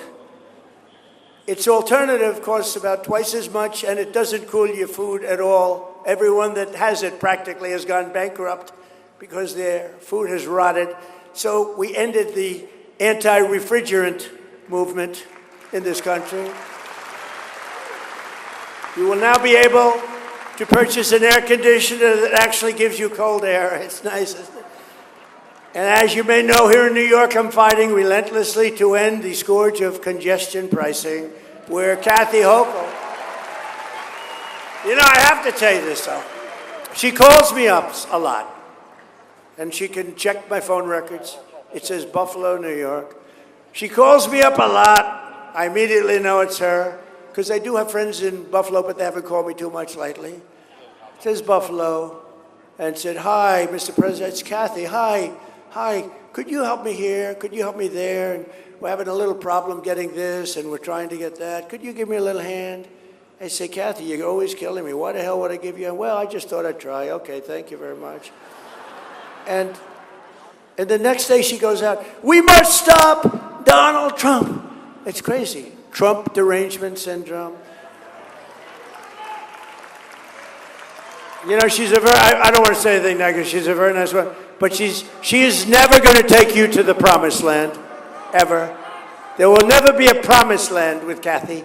So we're also taking historic actions to make it easier to afford a home, and I signed an executive order banning large Wall Street investment firms from buying up all of the single-family homes all over the country. And I also directed Fannie Mae and Freddie Mac, and we happen to have the head of Fannie Mae, and where is Mr. Pulte? Right here, Pulte. He's done a great job, that guy. See, these people know you. You're becoming very famous. But he's done a good job. But I've instructed him to buy $200 billion in mortgage bonds, bringing interest rates plummeting down much lower than they would have normally been. And we're going to get the rates down. Rates are coming down with the energy. You watch what's going to happen. I had a rotten head of the Fed, and now I have a great head of the Fed today. Kevin Warsh. Kevin was just sworn in today. He's great. He's going to be great. And now Congress is on the cusp of passing the most important piece of housing legislation in a generation. But to be honest with you, housing is all about interest rates. I know more about housing than anybody in history. No president's ever done. I built a lot of housing, and they can pass all the bills they want. It's about interest rates. You get the interest rates down, everybody's going to be very, very happy. We're going to get it down very quickly. I support the bill that passed the House this week, Congressman Lawler's help now, and it's called the House and Senate. It's a House and Senate housing bill, and it's coming together, and hopefully they'll get it done. But I will say this, Mike, again, it's about interest rates. It's all about interest rates. We get the interest rates down, the housing, you're going to look like a genius. Perhaps most importantly, we've made tremendous strides to bring down the crushing cost of health care. Under my most favored nation agreement that nobody wants to write about, and it's a bigot because we went from the highest price in the entire world to the lowest price in the entire world. And I can't get the fake news to write about it. I think that alone should win the midterms. That alone should win them. It's called most favored nations. In other words, we pay the lowest price of any nation in the world. So we're right now paying many times higher. We're paying sometimes 10, 12 times higher than other nations, like the fat drug. $87 in London, $1,300 in New York City. And a friend of mine who's very fat called me. He said, President, he's crude as hell. He's crude and very smart, highly neurotic. We all know people like that, very smart, but highly neurotic. And he was in London, and he's a rich guy, made a lot of money, but he knows the cost of medicine that he takes, probably more than that he takes, this guy. He's begging me not to tell his name because he's actually become quite famous. I tell the story often. So he calls me up, he goes, President, he used to call me Donnie. Donnie! Now he calls me, Mr. President. He said, President, I'm in London, I just paid $87 for the fat drug. He said, it's a fat shot. I said, what is it, Ozempic? He said, I don't know what the hell it is. It's supposed to. I said, it's not working on you, Charles. Not working at all. It hasn't worked, but he knows the price. He goes, I paid $87, and in New York, for 2 weeks ago, I bought the same damn thing for $1,300, and it really made an impression. I mean, look, I've been watching this for a long time. I was very proud to have reduced. In my first term, third year, drugs have always gone up for 28 years, and I got it to a point where it went down 1/8 of a point, and I was so proud of myself. I called a news conference. I said, ladies and gentlemen, I'd like to let you know that drugs have gone down in our country for the first time in 28 years. They've gone down by 1/8 of a point. I was so proud. Now they're down by 80%, 90%.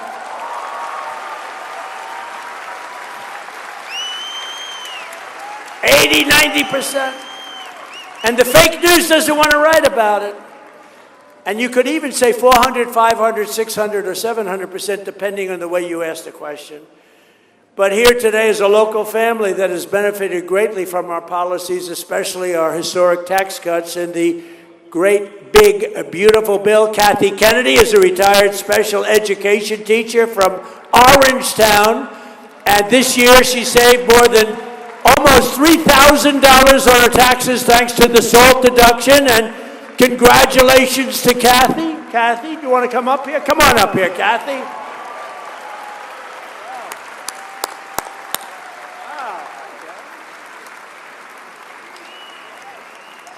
I just want to express my sincere gratitude to President Trump for supporting the tax rebates and working alongside our local lawmakers to make our county stronger, safer, and more affordable for families.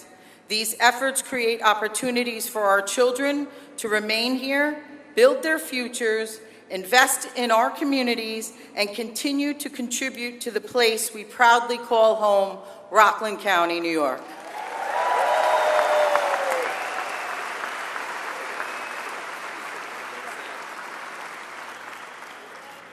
Good afternoon, everybody. I love seeing all the beautiful patriotism out there today.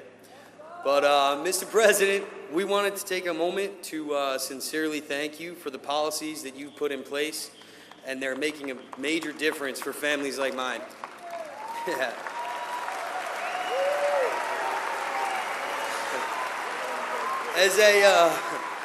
As a father, a small business owner, a home inspector, a real estate investor, changes to the SALT tax deductions and things like the Trump accounts for children have made a meaningful difference in our lives. Because of those policies, we're able to keep more money that we work so hard for and invest it into our future instead of simply getting by. We were able to take that money that we saved and invest it directly back into our home inspection business and a land investing business. Two businesses that are giving us the opportunity to create something lasting for our children and the communities that we serve.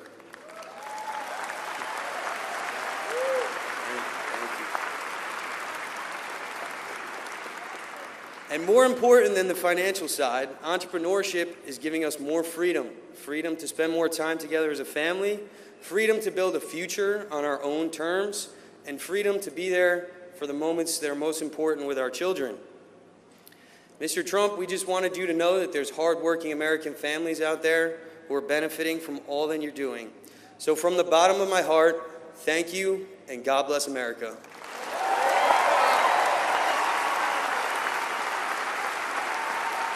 Thank you, everybody. Great job. Thank you.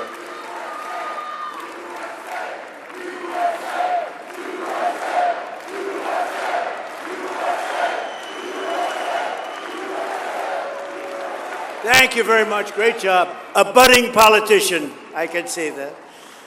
I also want to call up the man who fought so hard, harder than anybody else, for the SALT deduction, and he's really become a friend of mine. He's a warrior. He's a warrior, fights like hell, and he fights really for you. That's what he's doing. And Mike Lawler, Congressman, come on up.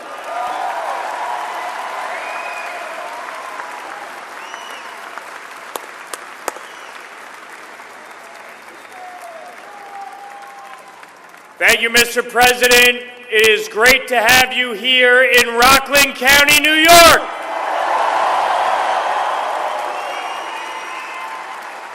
Now, Mr. President, you moved Rockland County further to the right than any county in New York in 2024, gaining 14 points and becoming the first Republican to win Rockland County as a presidential candidate in over 20 years.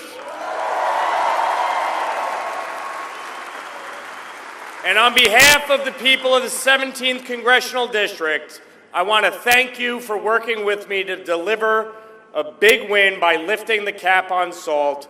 Over 90% of my constituents were able to fully deduct their state and local taxes, and I thank you for fulfilling that commitment.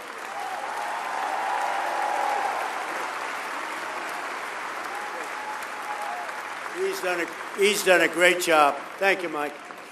Amazing. We're pleased also to be joined by the Secretary of Commerce. He's a big man, a very successful guy, and I said, that's the guy I want for Commerce, and he's done a fantastic job. And Howard, you want to say one thing fast? Could you speak fast? Come on, let's get up here, Howard. Come on. He's great. Done a great job. Howard Lutnick.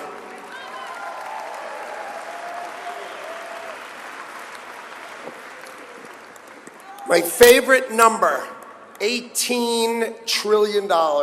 President Trump is bringing in more jobs, more investment, and more factories and more production than anybody ever dreamed, and it is an honor to be the Secretary of Commerce for the greatest president of all of our lifetimes, Donald Trump.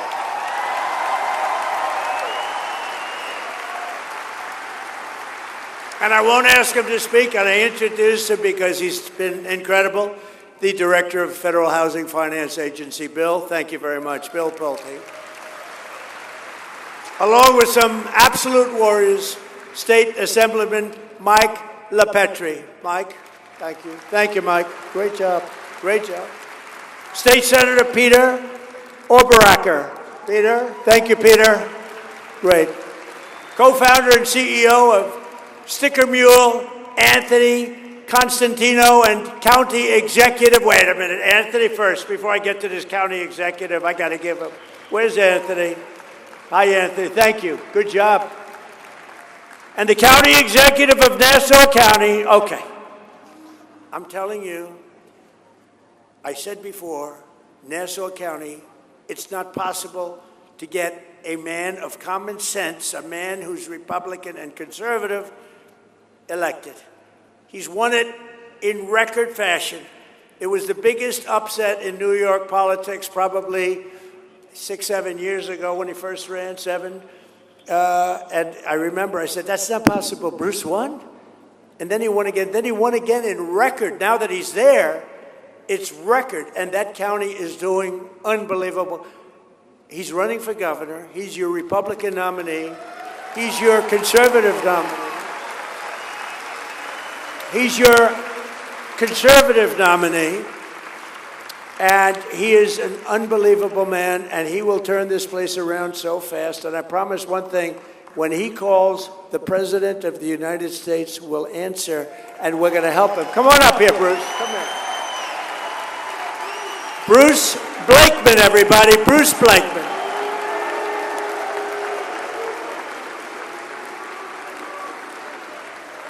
Come on, Hudson Valley. Let's hear it for President Donald J. Trump. Come on, louder! The greatest president in my lifetime. We will save New York as President Trump has saved America, because we will fight, fight, fight!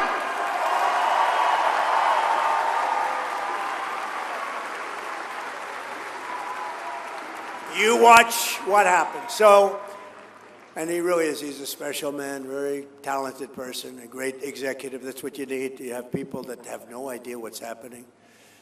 We're also joined by Allison Crowther, the mother of Wells Crowther, who you know about, the man in the red bandana, a 24-year-old volunteer firefighter, equities trader, a wonderful guy, had a perfect life. Right here in Rockland County, you all know who he is. He was a legend, and he's become a legend, who heroically gave his life on 9/11 to save 18 people from the World Trade Center.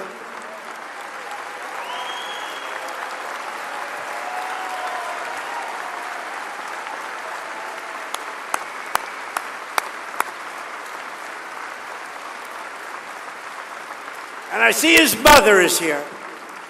And I'm pleased to tell his mother and everybody else, come on up here just for a second, that today, at the request of Bruce and Mike and some of the great political people we have, that we are approaching the 25th anniversary of September 11th, 2001, a dark day that will live in infamy. We are posthumously awarding Wells the Presidential Medal of Freedom, which is the highest award. It's the highest award outside of the Congressional Medal of Honor. And those are the two biggies, and Wells has one of them. And I just want to congratulate his great mother in doing a phenomenal job in raising that young man. Boy, what bravery. Saved those people. And became a legend in a sense. Nobody else would have done what he did, so he's going to be getting the Presidential Medal of Freedom. Thank you.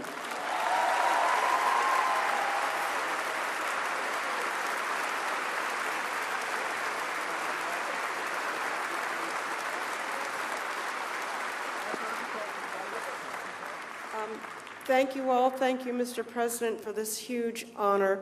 I want to thank Rachel Ducci, who's in the audience here, who started this whole process, and of course Mike Lawler, who has been a huge support in moving it forward.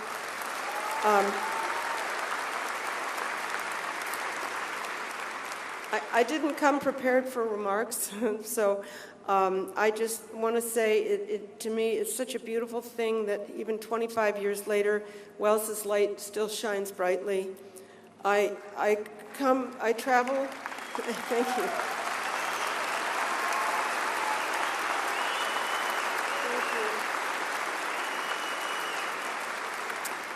I travel around the country, and I've even been to Amman, Jordan, talking about Wells's story and his legacy and his example of courage, fearlessness. He was even from a little boy, and his pure humanity that day, saving so many lives. And it's just an example that as I travel and speak to children, they're tremendously moved and inspired by this to be better people.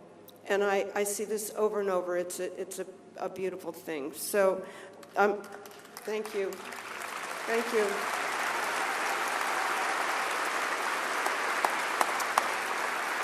Thank you. I'm also very blessed with my 2 daughters, their wonderful husbands, and 6 grandchildren who are my family now. They can stand up. Oh, they're right over there. So I guess I just realized early on that I couldn't pick up a weapon and go fight the bad guys myself, but the weapon I had was to work to bring good into the world. And that's what I continue to try to do every day. And I'm blessed that we were able to learn Wells's story, which was actually Memorial Weekend of 2002, when we finally uncovered the story, thanks to the New York Times. So thank you, Mr. President. We are truly blessed and so honored to remember Wells this way.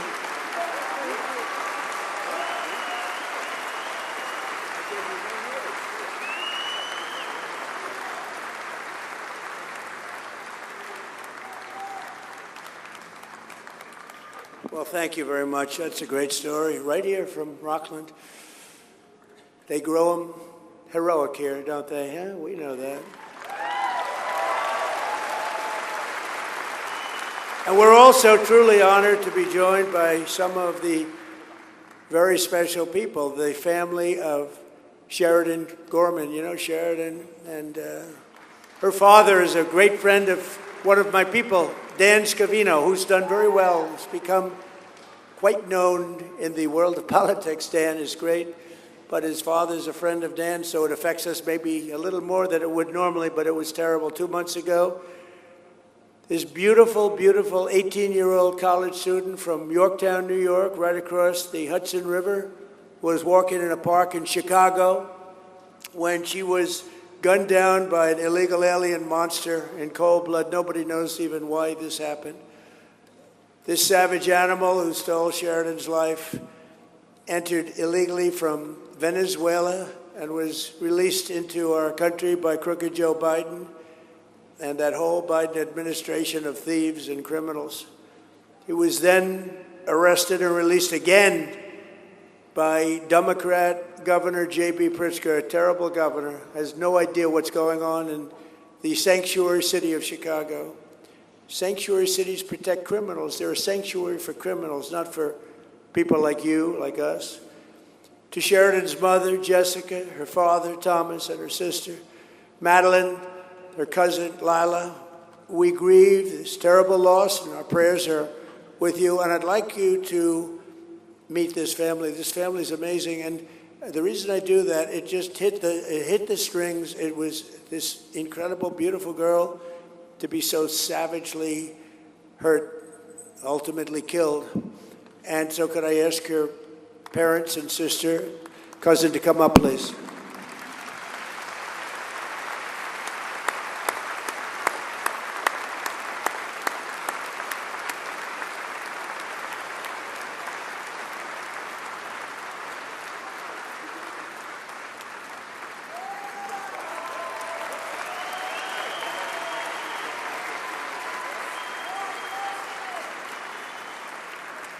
Thank you, Mr. President. I have to say, you are just so funny. My family has laughed more, smiled more than we have, like in the past hour, than we have since March 19th. It's been such a gift. Thank you.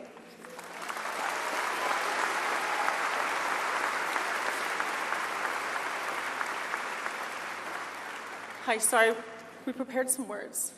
But first, I just want to thank President Trump and Michael Lawler and all of the legislators that believe and protect and are champions for our American children.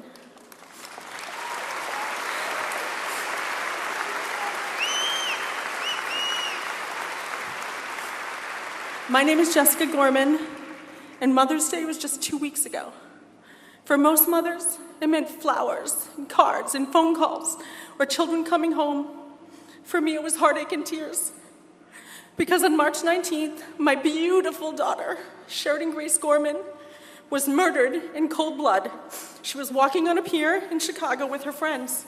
Just a few blocks from her campus, they were hoping to see the northern lights over the Chicago City nightline. Sheridan never got to see those lights. Instead, her life was stolen by a man who should have never been in this country, a man who should have never been set free in that community. And every step, the system had a chance to stop him. And at every step, it failed. And my daughter paid for those failures with her life. No mother should ever have to wonder if her child called out for her in her final moments. No mother should ever have to imagine her baby lying alone and bleeding on the cold pavement. And no family should ever have to bury a child because public officials failed to put innocent American lives first. Sorry.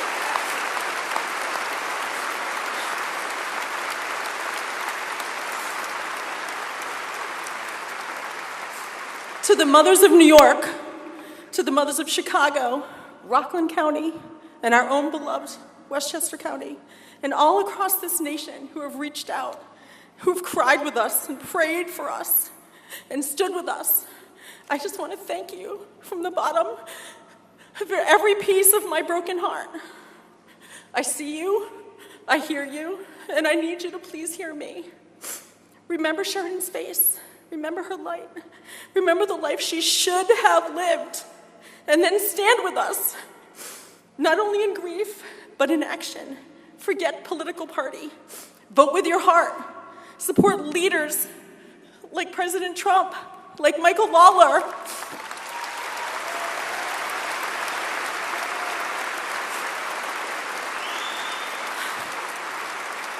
Please, please support leaders and policies that protect your child and mine. Because a city and a state or a country that does not protect its children has lost its way.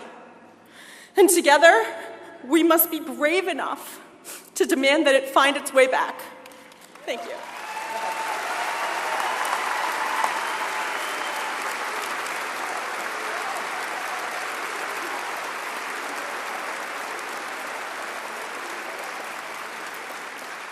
My name is Tom Gorman. I'm not a politician. I'm not a public speaker. I'm a father of whose daughter was murdered by an illegal immigrant. I am a husband who had to hold his wife on Mother's Day when she asked the question no mother should ever have to ask.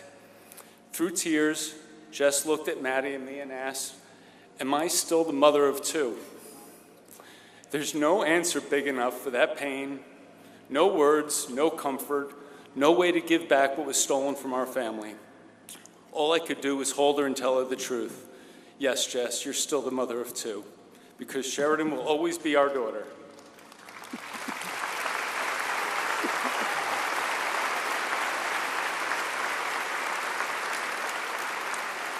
No mother should ever have to ask that question, and no father should ever have to answer it. This is what failed policies have done to our family. We did not just lose Sheridan, we lost our peace, we lost our future, we lost the life that we knew. And no family should have to become experts in immigration failures, release policies, warrants, sanctuary laws, enforcement breakdowns, because their daughter was killed by someone who should not have been here and should not be free. Let me be clear about one thing. We support legal immigration. Legal immigration has made America stronger. We all know families, neighbors, coworkers, and friends who have come and done it the right way. Followed the law, they worked hard, built businesses, raised families, and made this country better. That is America at its best. But illegal immigration is different. Criminal illegal immigration is different. Borders matter, laws matter, enforcement matters, and above all, American families matter. We are deeply grateful to President Trump and to Congressman Mike Lawler for comforting our family, saying Sheridan's name, and fighting for policies that put safety of American children and the citizens first. But I do not understand why this is a fight that belongs to only one party. Protecting our people is not politics. It is the first responsibility of government.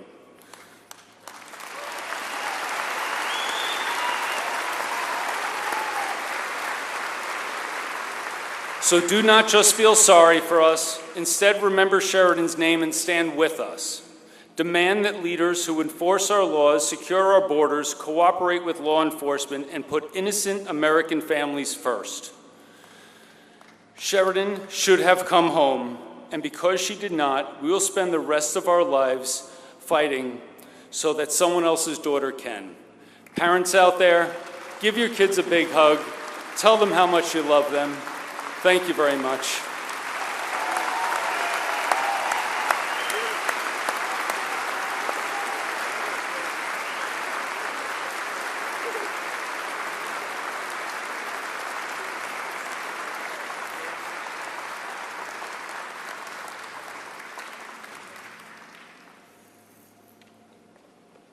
Well, it's crazy. It's crazy, right? If we had a border, we didn't have open borders. He came through open borders. Nobody checked him, totally unvetted. Terrible person, an animal. Should have never happened. Just yesterday, New York State passed a budget packed with provisions to obstruct federal immigration enforcement and keep this a deadly sanctuary state. Just passed yesterday. It's hard to believe. So, Bruce, hopefully you'll get that unpassed very quickly. It's terrible. As we speak, the radical left Democrats in the House and Senate are blocking passage of legislation to ban sanctuary jurisdictions. We want to have that banned. We don't want them. They bring in criminals of the worst type, murderers, drug dealers, prisoners escaped from foreign prisons, put in our country by foreign countries because they don't want them.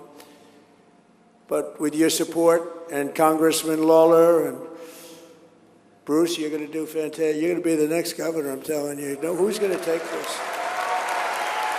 Bruce Blakeney. We'll stop fighting for Sheridan's. We're going to be fighting for Sheridan's memory. We're going to be fighting. You just can't forget it. I looked at it, I said, such a beautiful young kid. I saw it in the papers, front page of every paper. How do you explain that to parents? How do you explain it to anybody? And we'll abolish deadly sanctuary cities in New York and across the nation once and for all. We're getting rid of a lot of them. And we now have the strongest border in the history of our country by far, the strongest.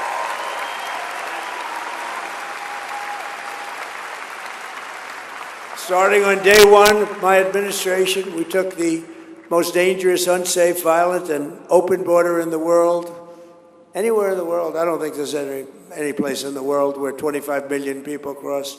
You could go into a third world country, they don't have borders like that, and created something that was incredible because we did it without Congress, without the help of Congress.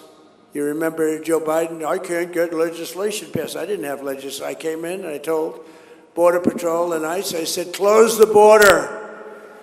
And within 30 days, we had 0 illegal aliens admitted into the United States in the last 12 months. 0.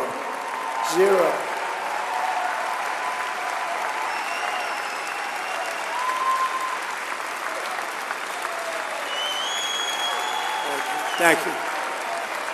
Thank you, everybody. Incredible people. You people built this country. Remember that. You built it, nobody else. We also passed the largest ever investment in ICE and Border Patrol because they're really heroes. You know, they get mangled up and spit on by politicians that don't have the guts to get up in the morning.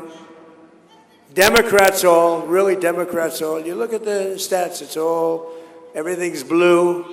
The blue states, with their help, in 2025, we achieved the largest drop in the murder rate ever recorded from 1900, 125 years, the year 9.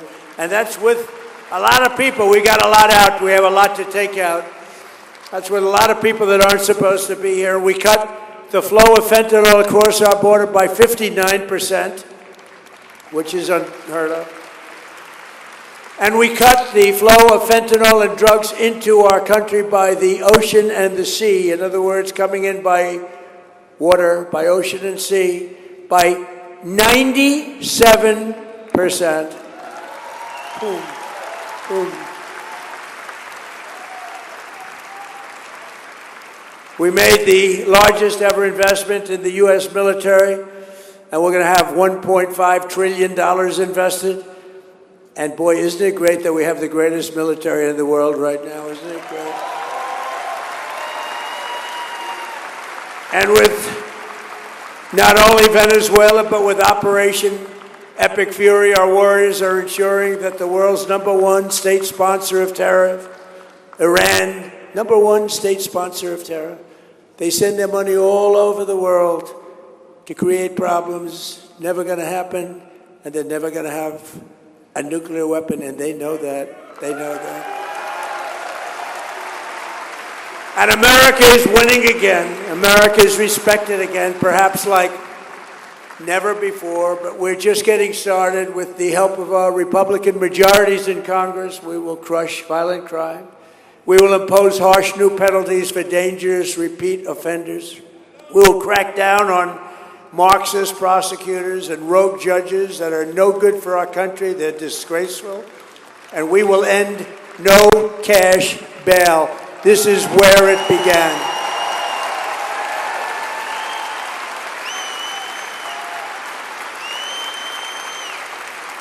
And we will pass what we call the Great Health Care Plan. The Great Health Care Plan to stop all payments to big insurance companies. The government pays the big insurance companies, totally control. The Democrats totally control them, and they're totally controlled by the companies themselves. And we're going to give the money not to the big insurance companies. We're going to give the health care money directly to the people so they can buy their own health care. They can make sure that they get better. You'll get better. You'll get far better health care than you have right now because the Unaffordable Care Act, that's called Obamacare. The Unaffordable Care Act is terrible. It's always been terrible.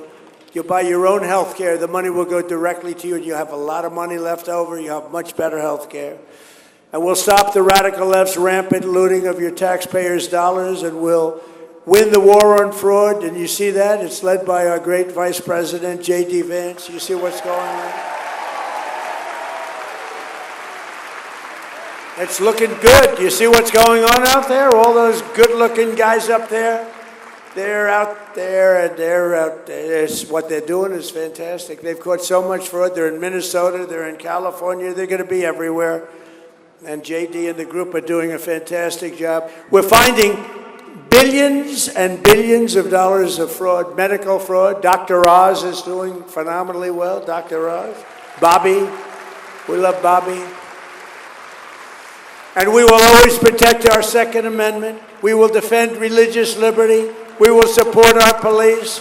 We will pass the Save America Act to protect our sacred American election. And all voters must show voter ID. All voters must provide proof of citizenship. And there will be no more mail-in ballot scams, especially in places just like this where it's so rampant. Except for illness, disability, military deployment, or travel, we'll be very generous in that regard, but we have to stop it.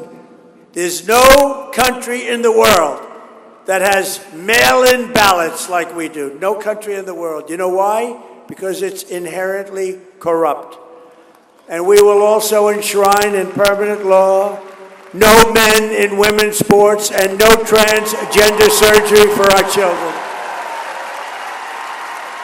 And together with the help of patriots throughout New York State, New York, and right here, I love this place, and all across our land and all across our country, we will make America powerful again. We're respected again like never before. We will make America wealthy again. We're right on our way to doing that. We will make America healthy again. You know what that's all about? Maha. We will make America strong again. We will make America proud again. We will make America safe again. And we will make America great again.